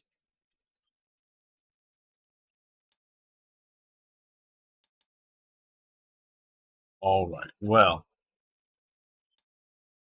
And we need to take Siebert and Harlinge. Where's Siebert and Harlinge?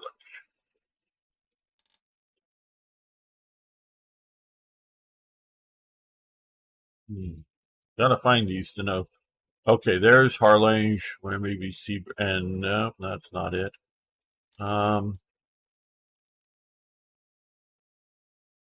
Just gotta know these. Okay, and Siebert here. Okay, so what they want to, yeah, like they said, expand Harling, or however, say it in Siebert. So expand our shoulders out here.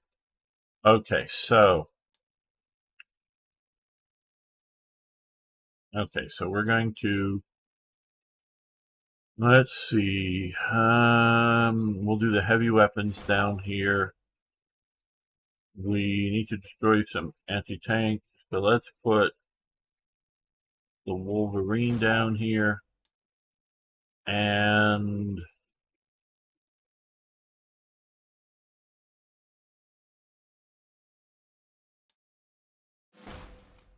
some artillery, and with sort of the objective of taking that little town.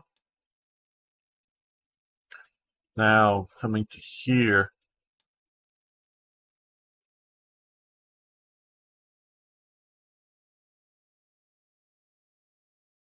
put you back there.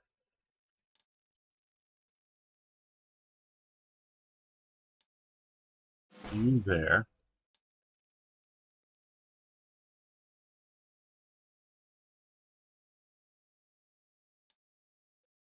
I think our first push is going to be towards this unit, or this town.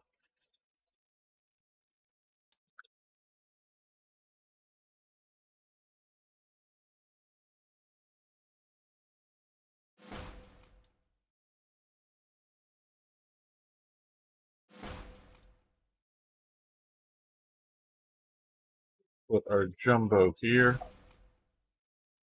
and one of our 76mm there. Now we are, let's look at the forces up here. I think some artillery would be useful up here, so let's drop that there.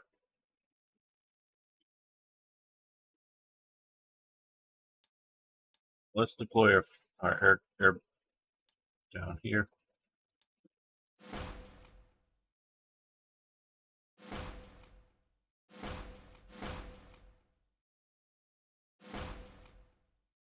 There we go. Use a lot of air power there. Yes, I do have the long tom. It's right over here. So we do have that.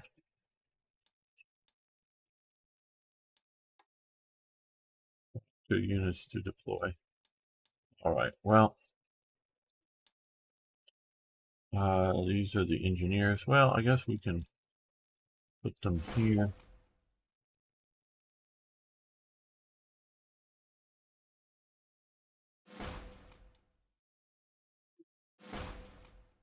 But to push towards there.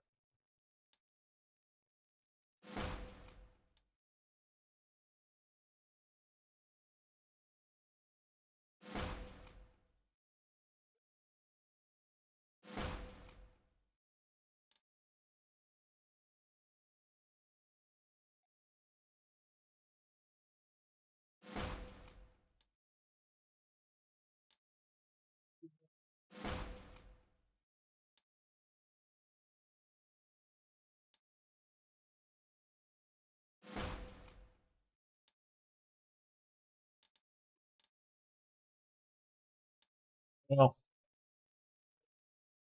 it'll take a bit to move it up to the front, but we'll do the artillery there, I think. All right, so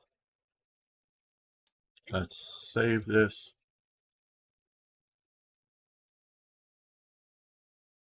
No, back. I don't want to load. I want to save.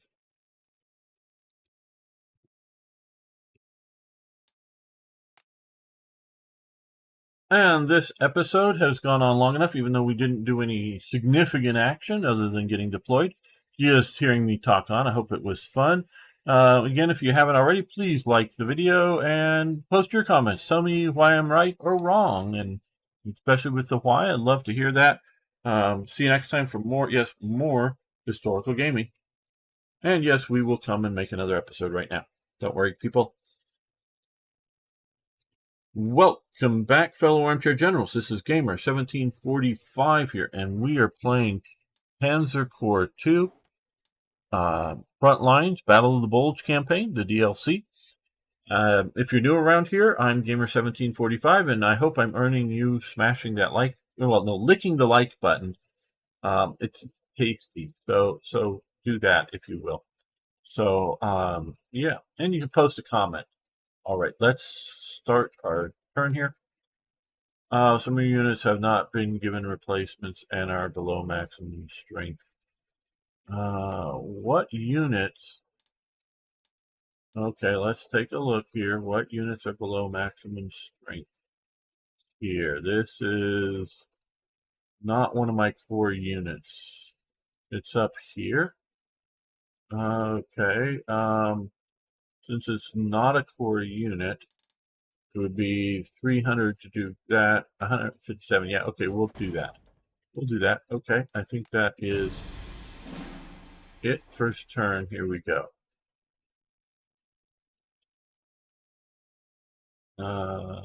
Where did my Chaffee end up? Here. Okay, we found some anti-tank guns, mines. Very good. Oh,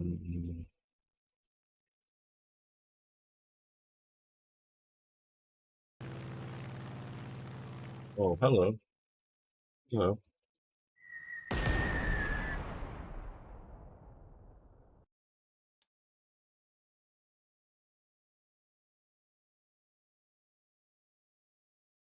Okay, this is our 105 gun.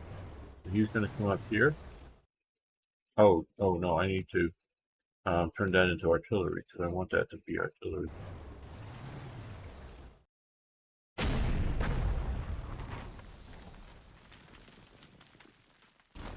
He's going to come up right next to him and be there, and they're going to come up and support, and these guys are going to come up and support.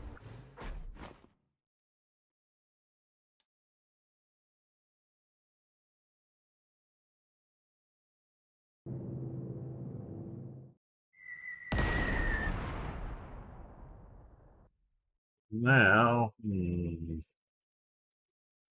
how bad of a, okay, not a good outcome, not a good outcome. All right, we'll come here and bomb you there. Now we will fly our Thunderbolt right there, so it's in between those two units, escorting them. And we're going to come over here and escort that.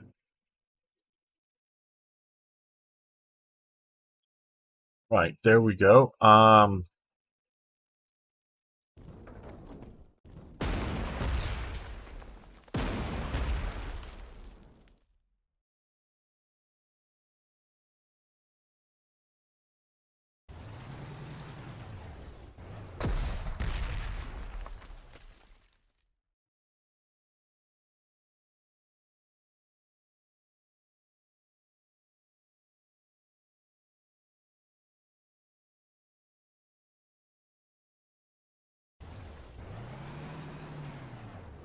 They're encircled now. Now these guys are going to come here and get a mass attack. This, and they're going to be pushed down to there. And these guys are going to come and clean up the mess. There we go.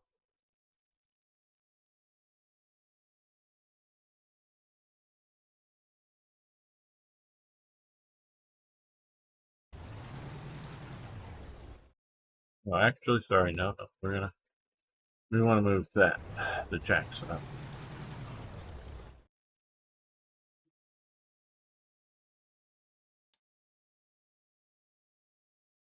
Now over here, let's move you to here.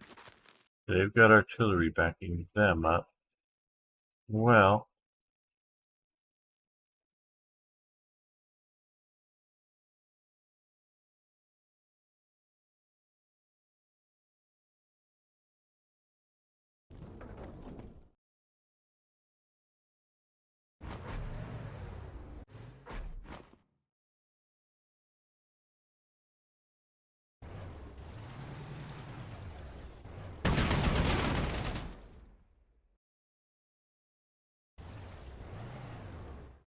now all those units got anti-tank backing them up.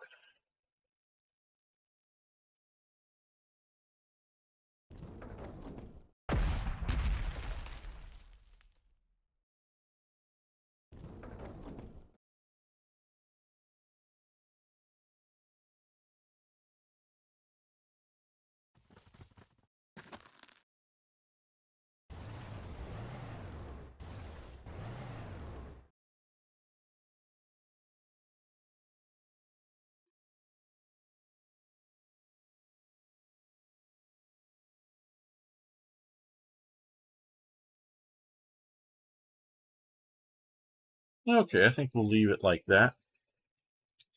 Now here. Okay.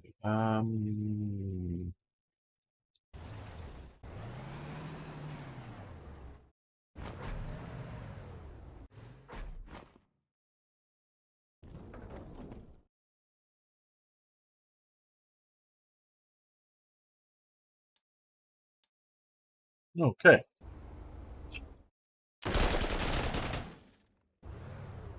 Well, that didn't do them too well. That scratched our paint some.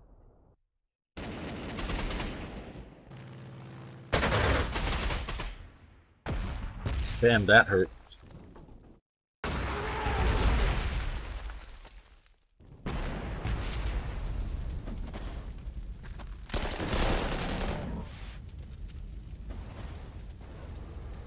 of Panther.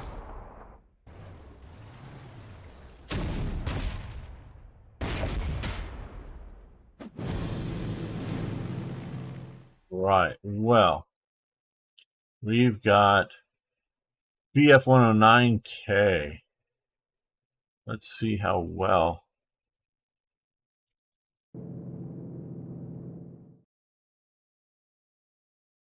And him putting forward.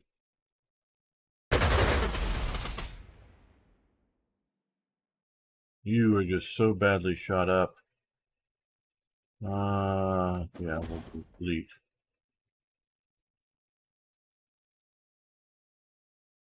We gotta take out our friends here, please.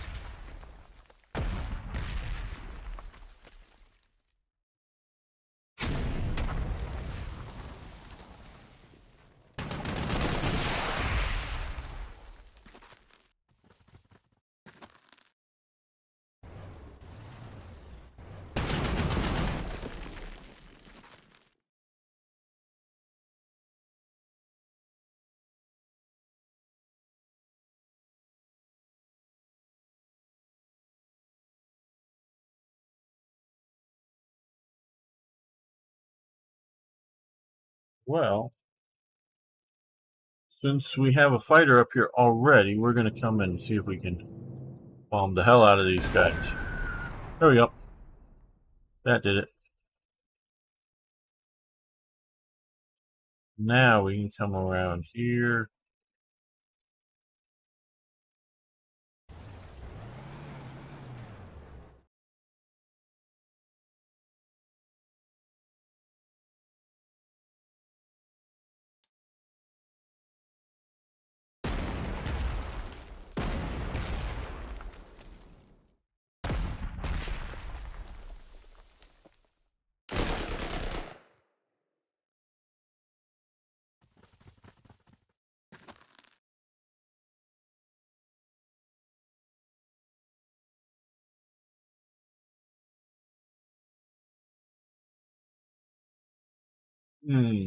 Don't know.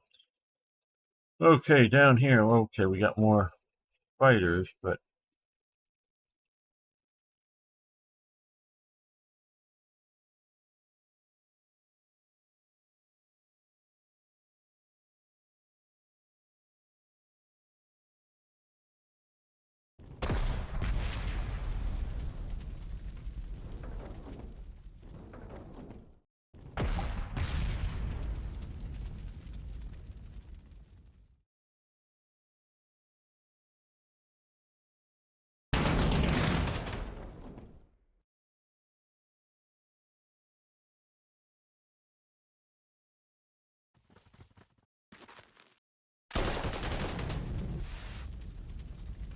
they got that unit.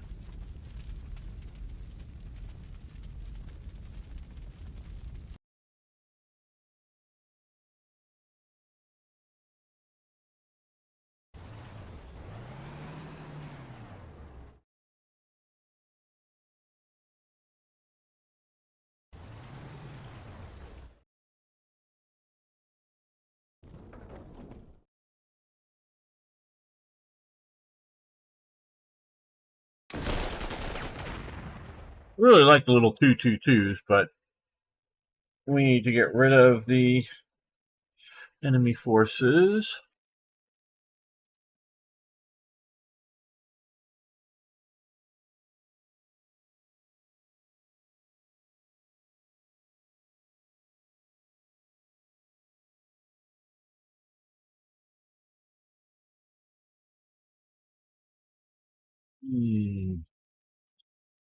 No, I don't think we go after that.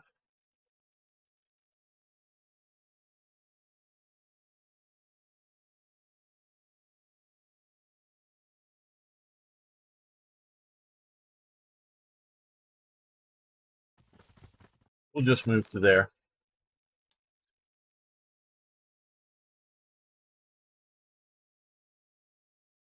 Okay, maybe a slow start, but it's still a good start, I think.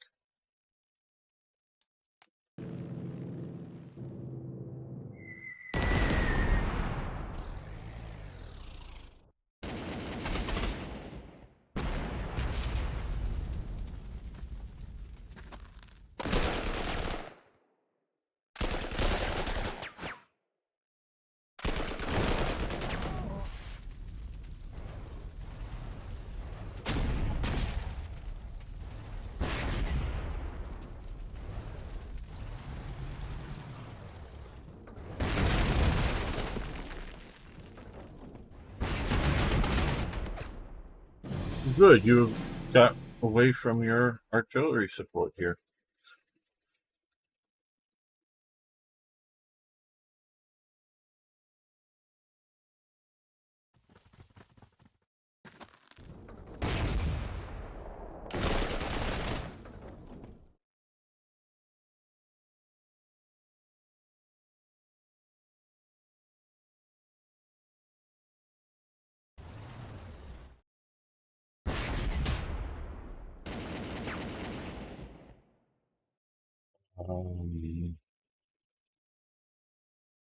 Okay, ZZ, have a good day.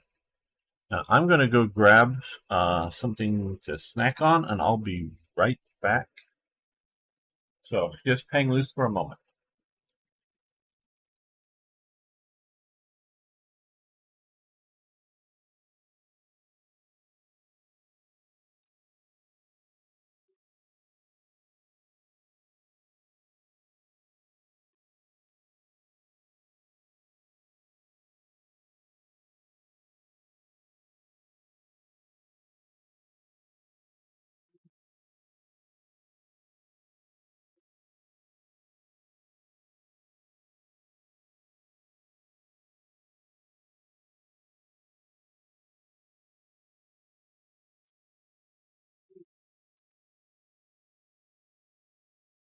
Almost back.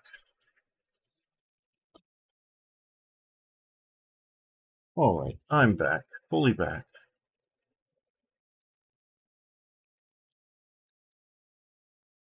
Okay.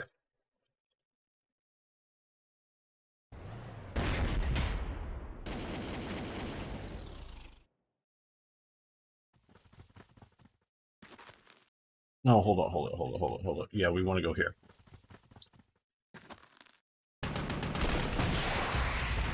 Okay, now, as long as we're escorting,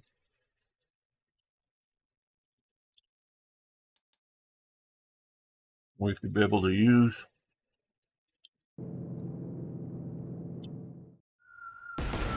our aircraft very well.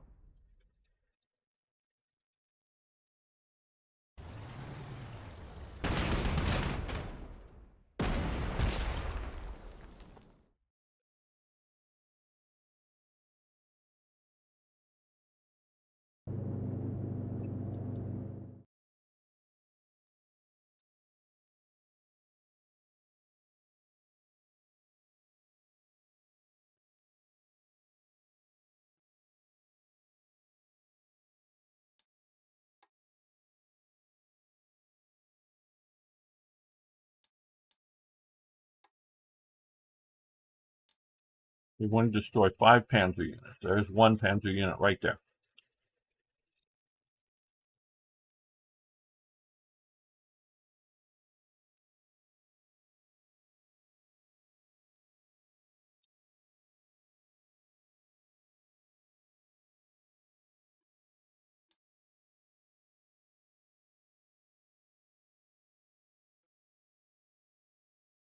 Do we have an air base up here? Closer. Well, let's see. Nope. Not currently held an air base closer. But we will fleet reinforce him this turn.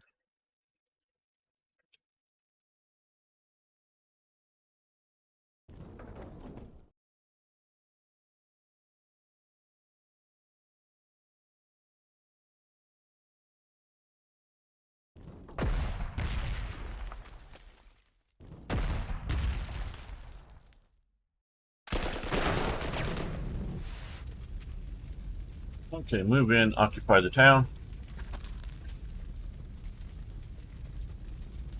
Wait, the P-38 is really used in places in Europe during the war? I think so. I know they were used out in the Pacific, but I think they were also used in Europe. I don't know. I am not, as you may remember, Arno, the best expert on air power in World War II, so I'm not sure.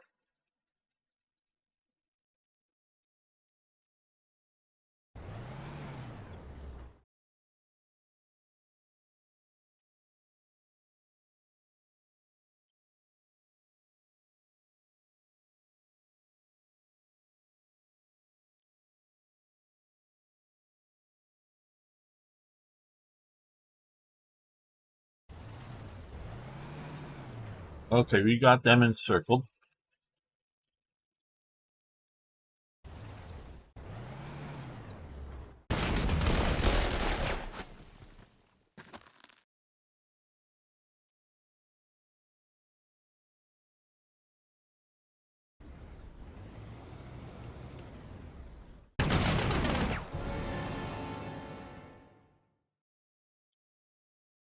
Go back to there.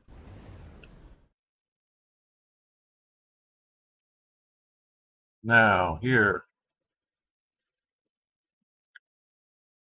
let's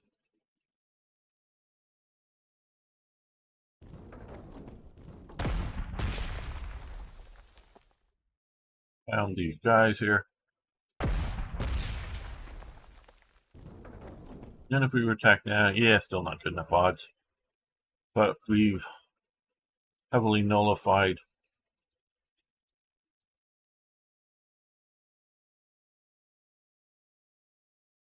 their advantages.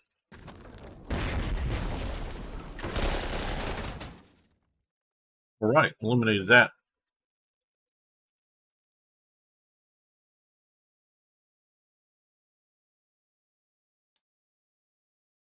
Bomag, although they appeared first in Europe, they flew by themselves. They weren't much appreciated.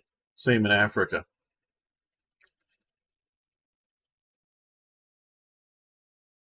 Like I say, I'm not the greatest expert on World War II aircraft. I've read a little bit about these. I believe these are the aircraft that shot down the transport plane that Yamamoto was flying. I believe, I'm not sure. They were really useful in the Pacific because they had great range. Charles Lindbergh, the first person to fly across the Atlantic, he has a very, very, very interesting personal history. But and I won't go into I mean, soap opera drama level personal history. Won't go into a lot of it here, but he was part of the America First organization that wanted to keep America out of the war.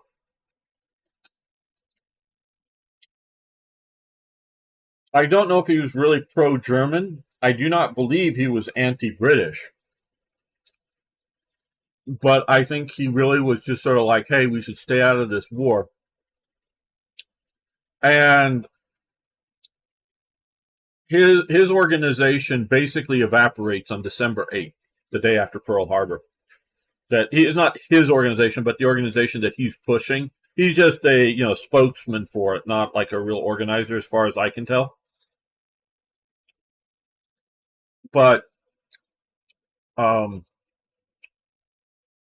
you see, because he's really pissed off FDR, and he vehemently wants to be in the war against Japan because Japan's attacked the U.S. He was not a pacifist. He just didn't think that. And I'm getting somewhere, and this is just one of Gamer's deep dives here. He just didn't, he thought it was an unnecessary war for America to be in World War, the war in Europe. But once America was attacked, and then of course Germany declares war, he's all in on the war. He wants to fight the war. Now he wants to get back his Army commission or his Army Air Corps commission, whatever you want to call it. And basically they say no. He appeals all the way up, literally all the way up to the president, FDR. FDR turns him down. Just no. Well, for all of his faults, he is a brilliant man. And you have the Lindbergh baby case where his son gets kidnapped and people are killed, and including his son. Like I say, tragic life. Well, he gets working for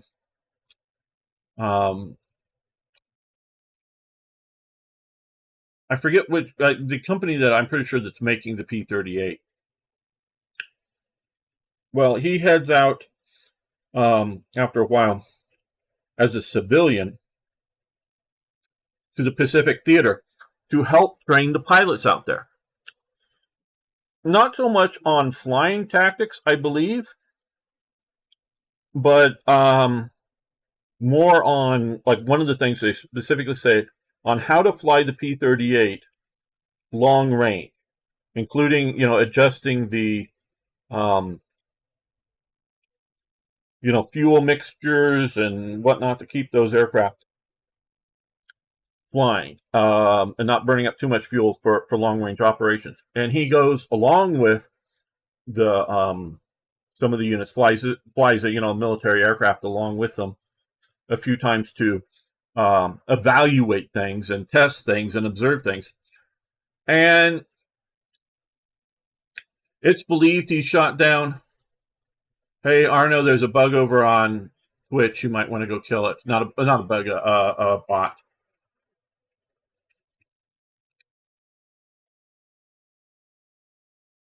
So to test it, and he shoots down, I don't know, I think maybe eventually 5 Japanese aircraft, fighter aircraft. So he is operating in the Pacific as a civilian, entering combat. Now, later in life, he eventually, after FDR is gone, under Truman, I believe, he's allowed to come back in to the Air Force. Once the Air Force is now an independent force, and he's actually comes back in as a general. And just sort of an aside, a guy I used to know way back in the very late 90s, early 2000s, in his garage, because I've seen it, he had Lindbergh's staff car that he had gotten.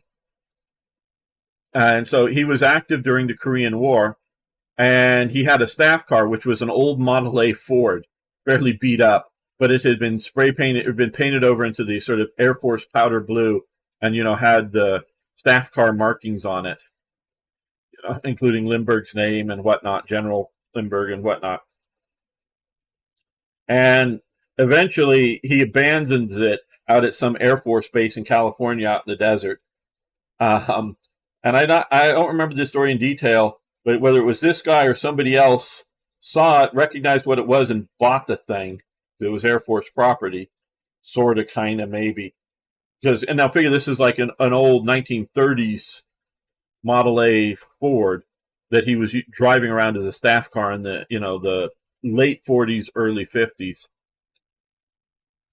So he had that, and I saw it, so I know, and I looked at it. Yeah, no, it was, without even knowing anything, I'm sure it was his staff car.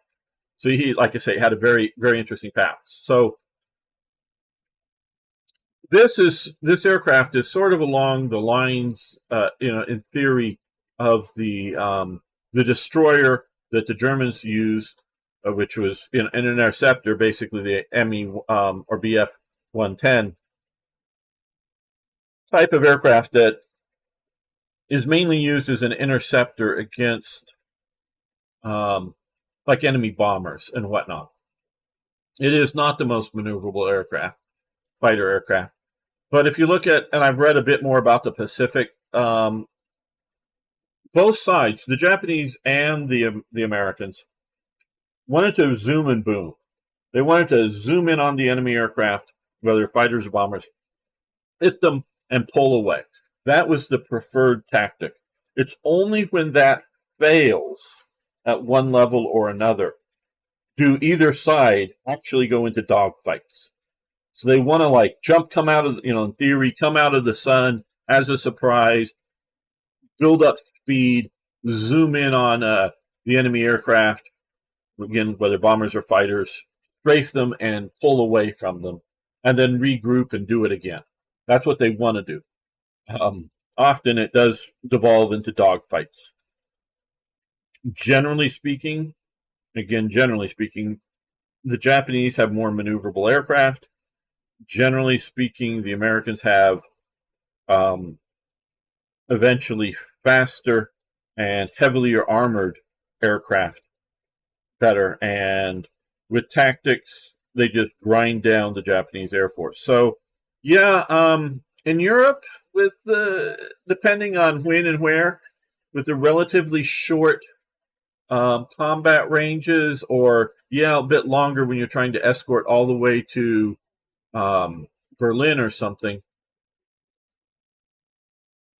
Yeah, but when you're escorting bombers, you want more of a dogfighting aircraft maybe than one of these guys, because you're not trying to surprise an enemy squadron and dive on it. You're escorting, you're in a known area, escort a big bomber formation, and you're flying around it and you're staying close to protect it. So this tactically isn't going to be the great operation, but this would make a great aircraft to intercept German bombers coming around. So it does have its purposes that, at least, through World War II and the pre-jet age, they're pretty good.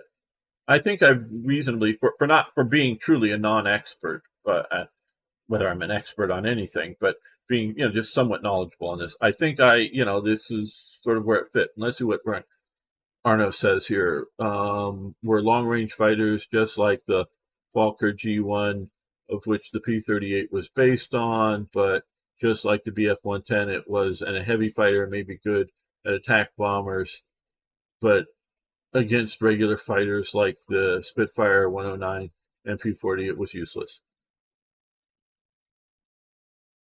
You misclicked. I don't know what you misclicked.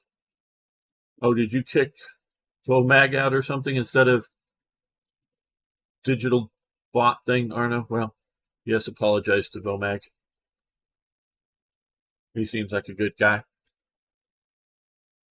So yeah, so it's, and part of the reason I have it here is to be able to have longer range, I was hoping. Okay, so no problem, Arno. No problem, Arno. Okay, so we've captured. Yes, we need to hold Bastogne. We need to capture over here. This because I got. Yeah, we gotta escort.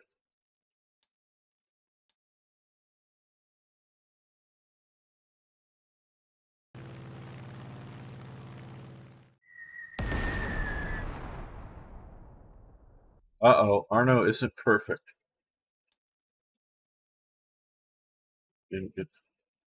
Oh, damn. Okay, well, we'll see if this survives.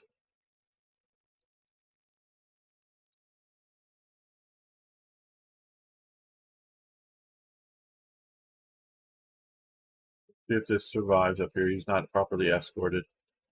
Uh-huh.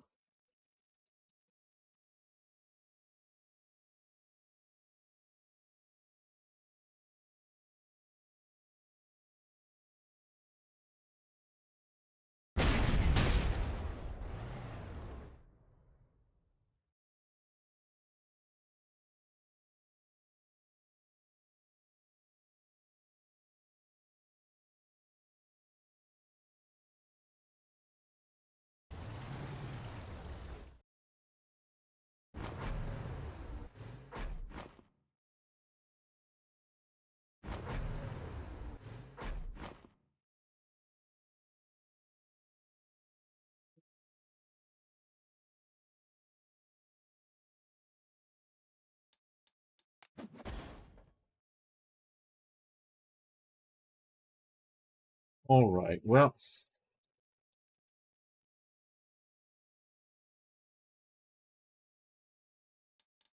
I think we're good for this turn. What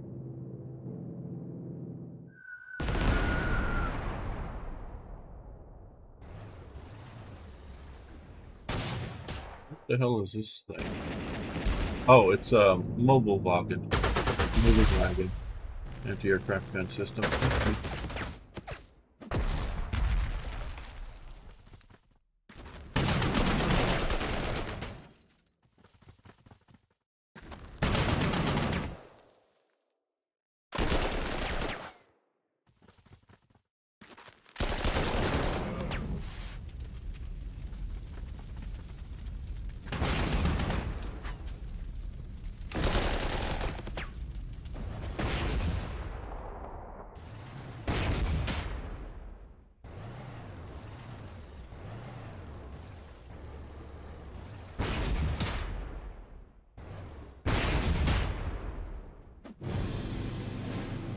All right. Well.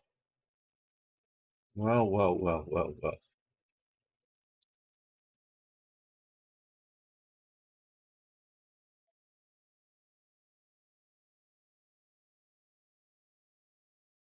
Okay. Well, we could do that.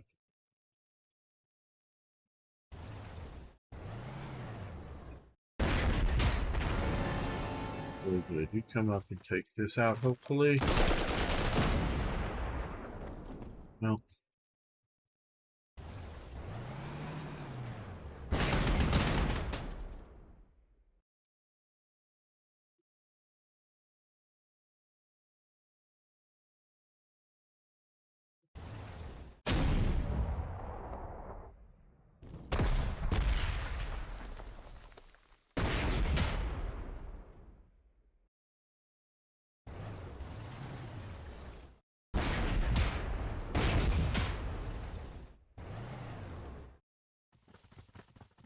Now that they're in the forest, they get to die.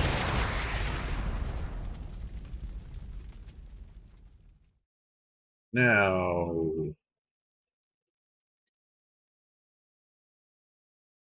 let's see if we can eliminate this fighter here. See if we can do sort of a mass attack thing.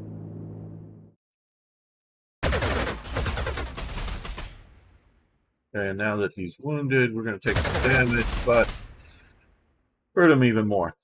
Very good. And we've taken out 2 of the 5 panzer units that we need to take out. Okay, now over here.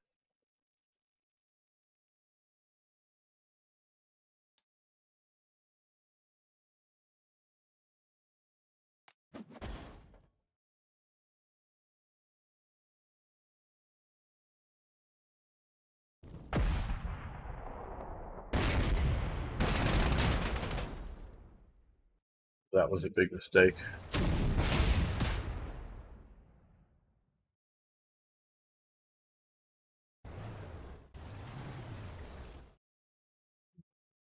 Yeah.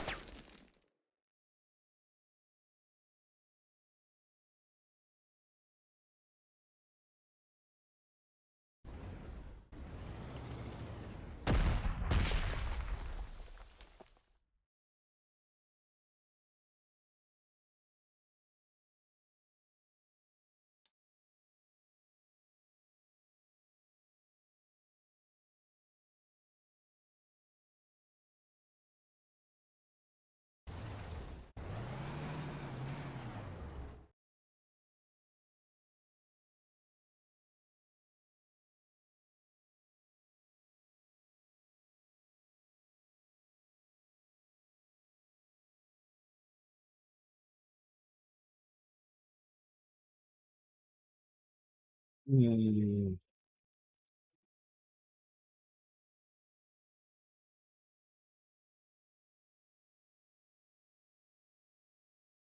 We're actually going to fall back this tank because he's constantly getting air powered. So we'll get him back to there.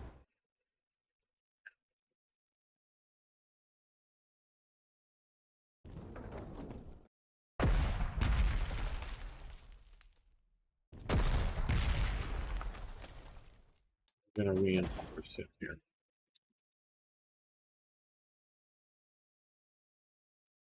I'm going to shift him here.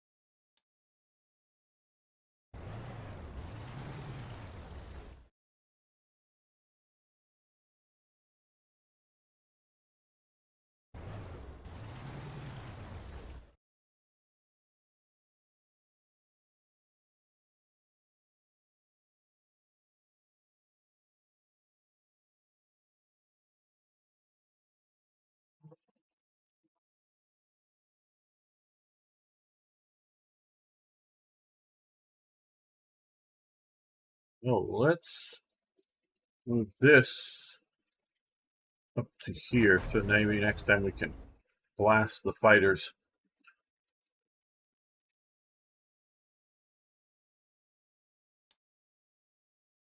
Okay, I think we're doing well.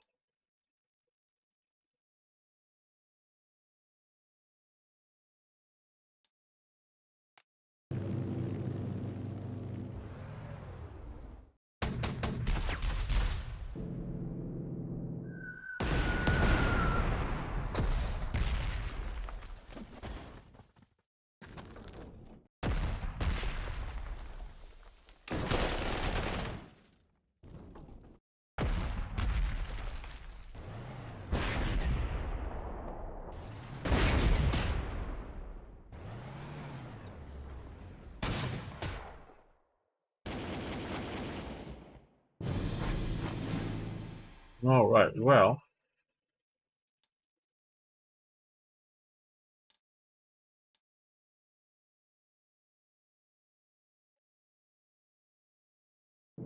see what we can do here.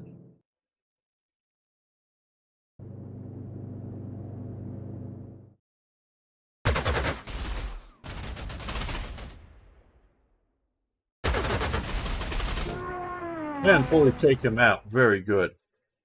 Very, very good.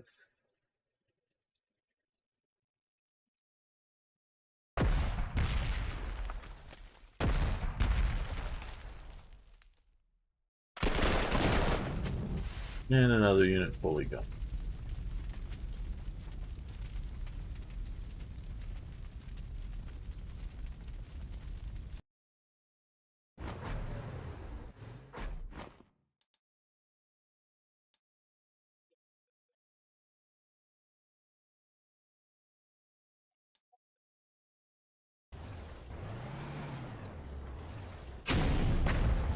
And pound and pound. Oh, this guy here, well,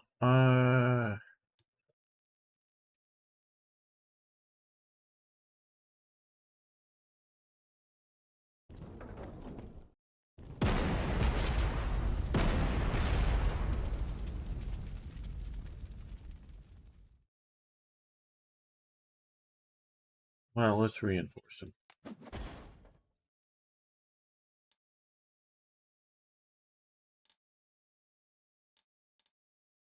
And again, let's look. Okay, we need to take 4 more victory hexes because we want to get 3 more panzer units dead. Not this guy here.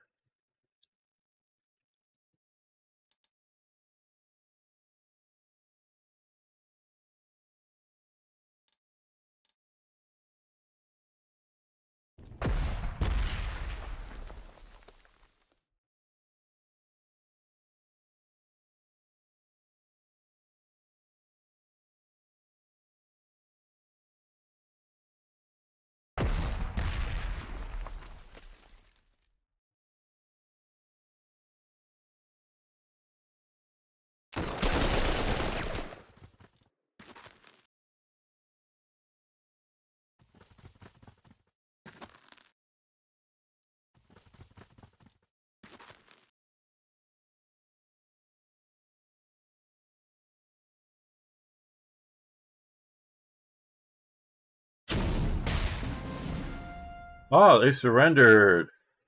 Very good, very good.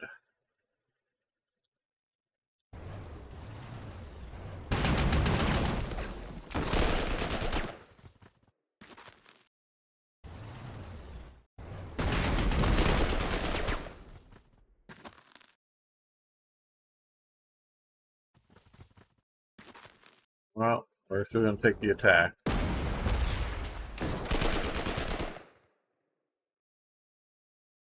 Because we wanted to fully take that unit out.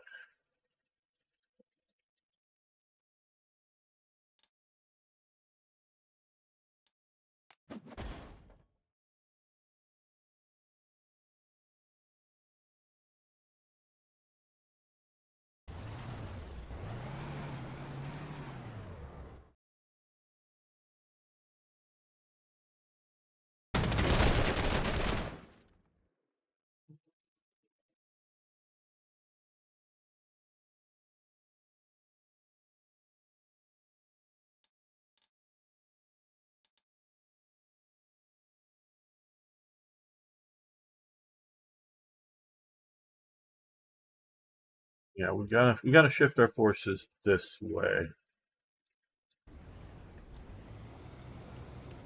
I know we're still pushing here.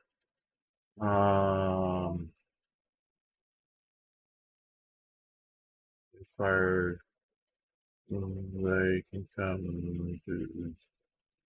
Oh no, there's going to be somebody up there.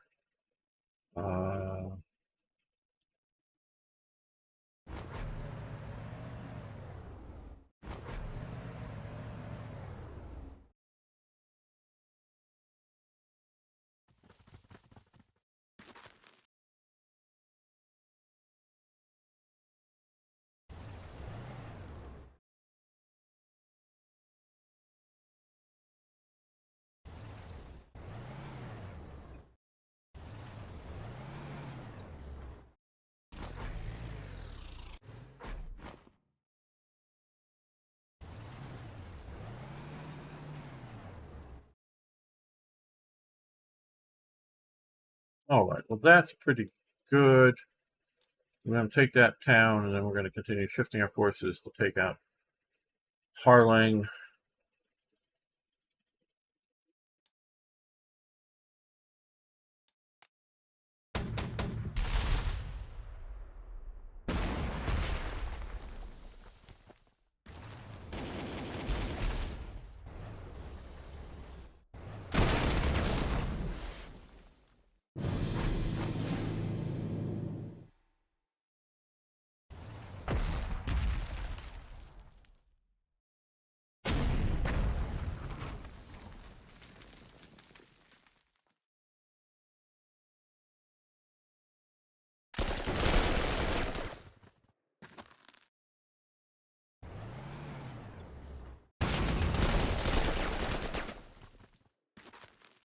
And, well,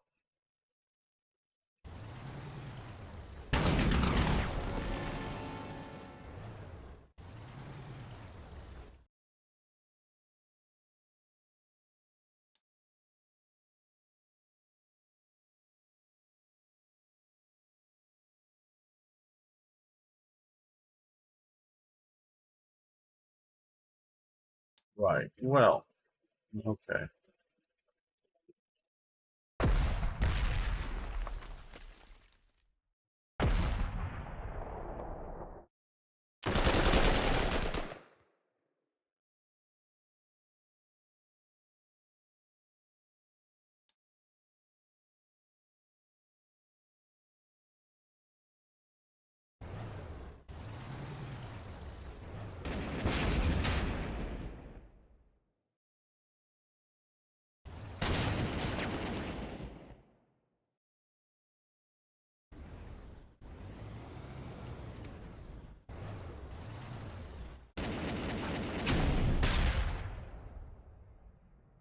Well, that's sure taking a beating.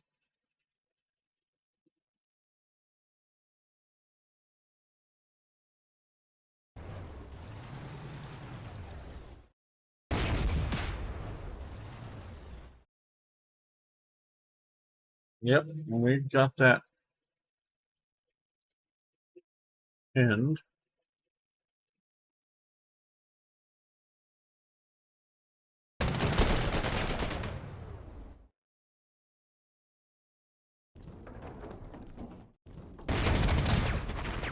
And bye-bye to Gruber's little tank.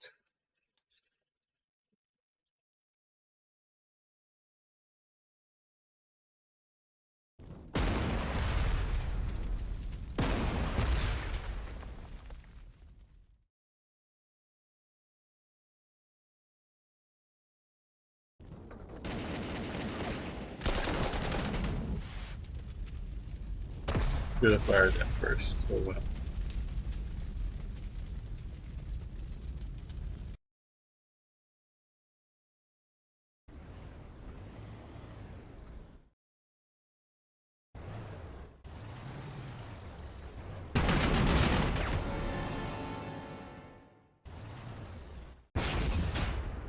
And we're getting rid of the Jagdpanzer 470 unit bit by bit.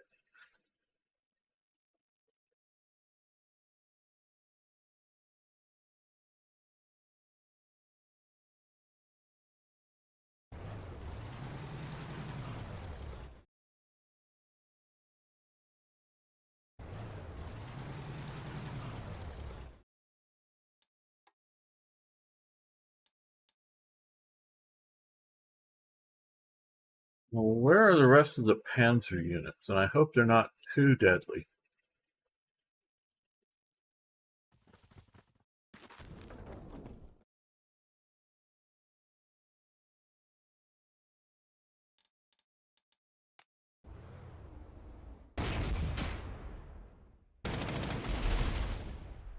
Ouch.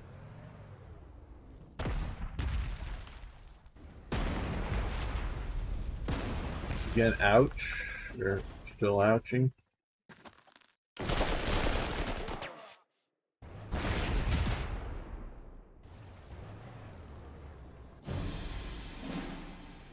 Okay, it's snowing, damn. Okay, oh,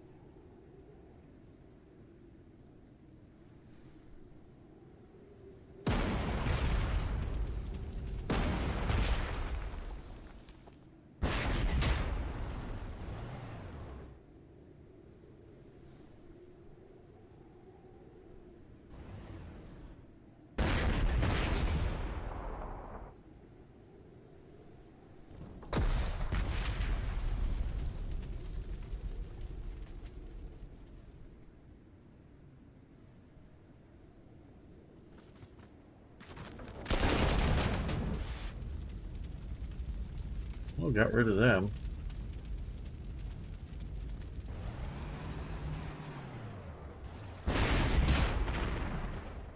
And them, wow. We're doing good.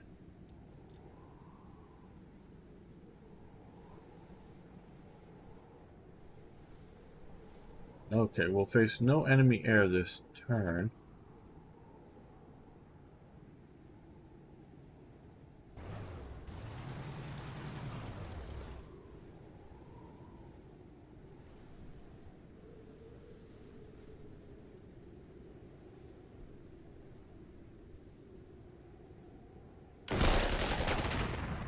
Take him out.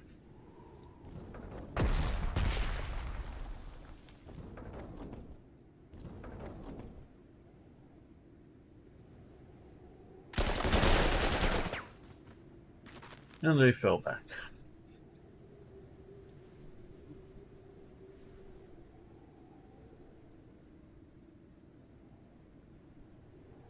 And we have a Yag Panther here. They keep sending us all these deadly vehicles.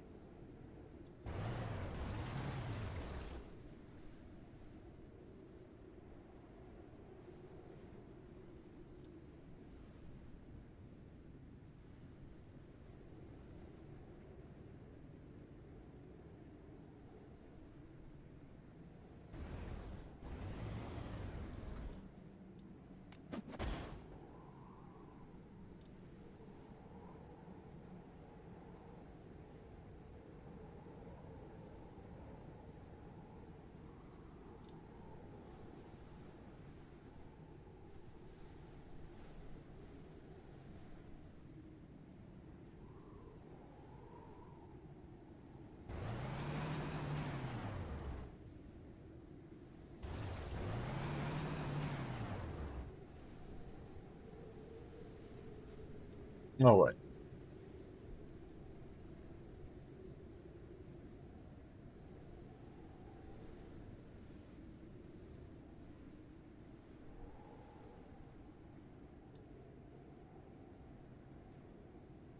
We've got one of those, but none of the extra victory hexes yet.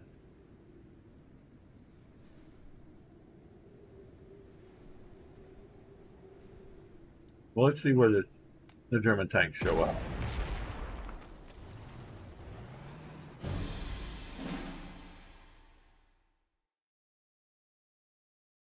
And there's a tiger.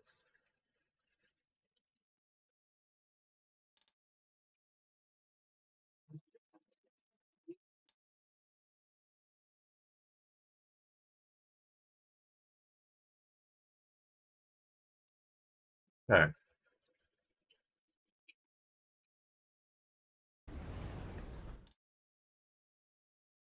Well, let's take the airport and then come to here.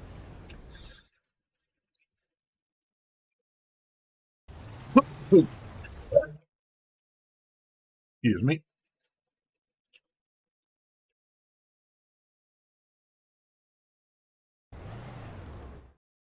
Okay, so they've got, it's just a Wolverine, but we got a Wolverine backing all of these up. Let's get elite replacements there. And we got to deal with that tiger. Now,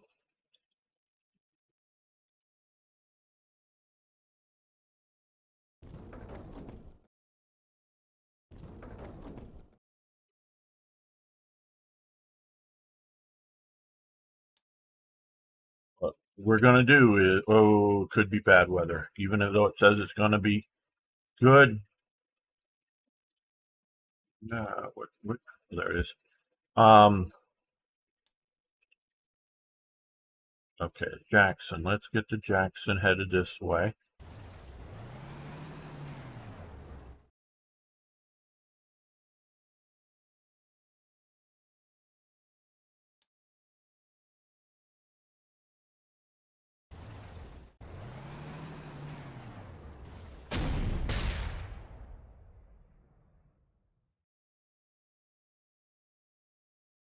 Right.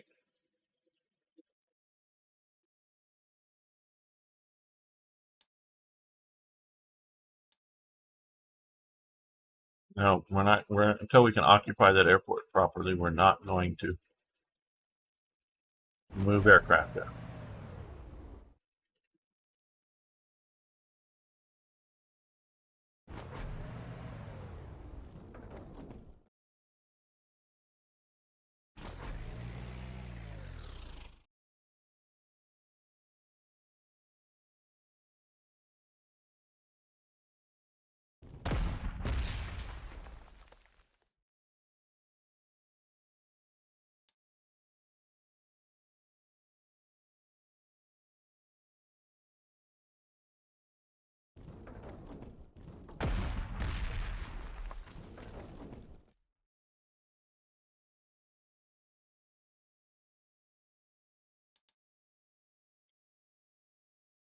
I'm just sort of waiting for the other shoe to drop. We're found the tiger, waiting for like a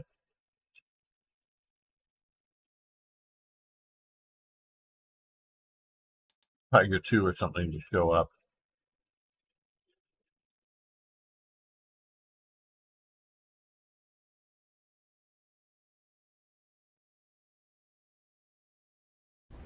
Let's try a pincer movement on that.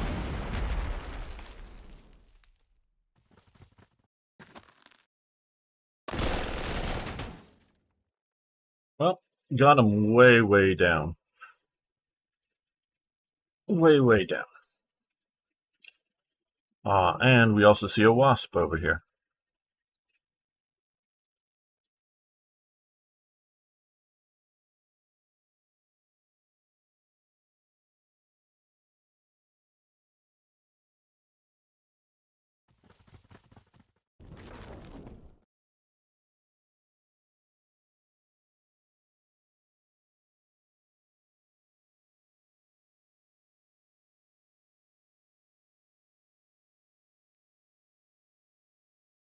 Okay, well,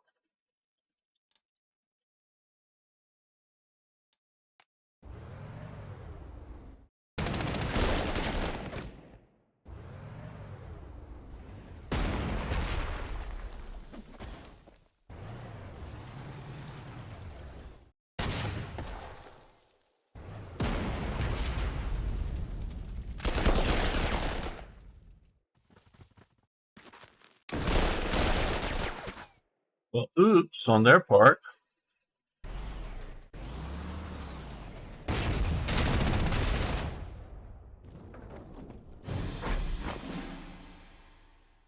Right now. Okay, well, by moving up and attacking up there, they have left this area very, very weak.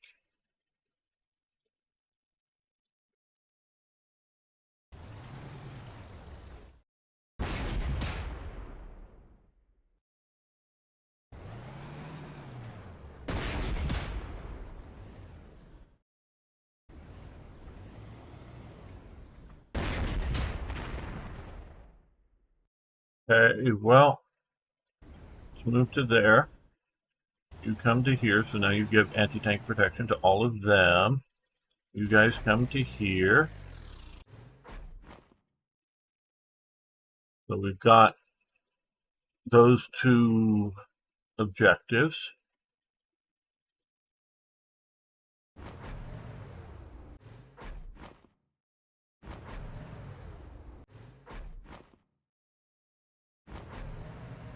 That will allow us to rebase our air power up to here.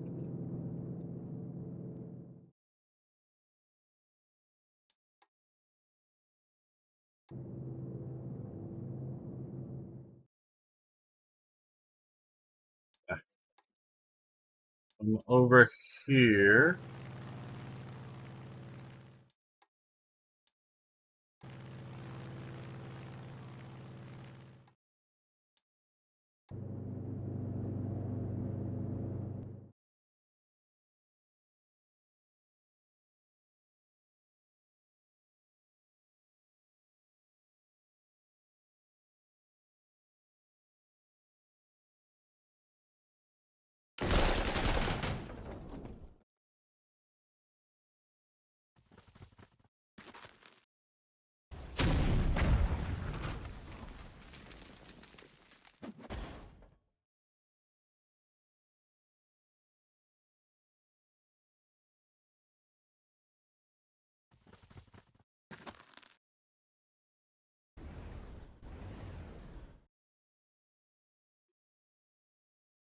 Right.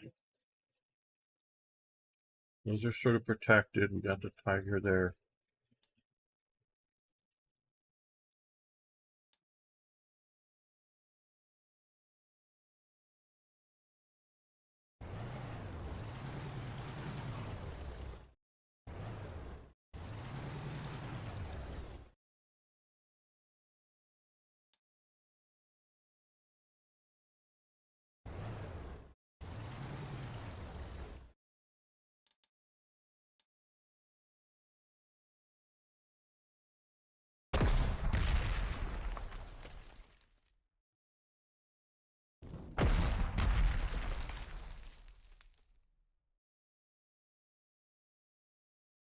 Not so great.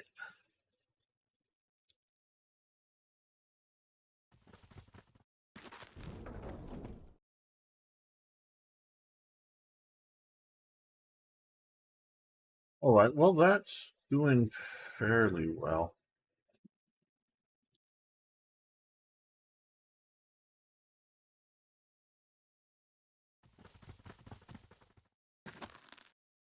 I moved all of my artillery away.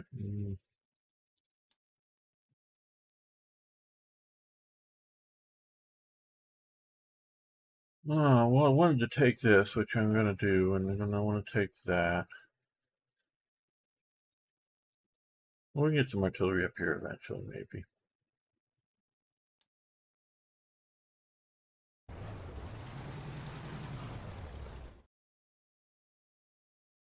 All right, well, don't want to let these episodes get too long.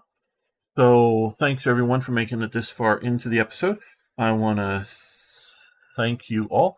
So see you next time for more historical gaming. All right, let's make a save here now. Okay. LP. And I think I will end this here today. I want to thank Arno, Vomag. I missed Admiral Teague's post earlier. There's a lot of people in that anti-war movement. There are other Americans who were unambiguous in love with the bad guys of World War II. Sorry if you didn't see that earlier, Admiral Teague. Thank you all for being here. And Ragar, if you're still around, and Folk, if you're still around, thank you. Chaplain for Bacchus as well. Thank you. ZZ, I know, has left. I hope we, as in Arno and others, will be back tomorrow for some War Thunder. We will be playing. that, and then I forget, but got some stuff for Slytherin coming midweek. Oh, Beamslam here. Just catch the end. Well, cool. Thanks for showing up, though, Beamslam. Do appreciate it. So thanks, everyone. See you next time.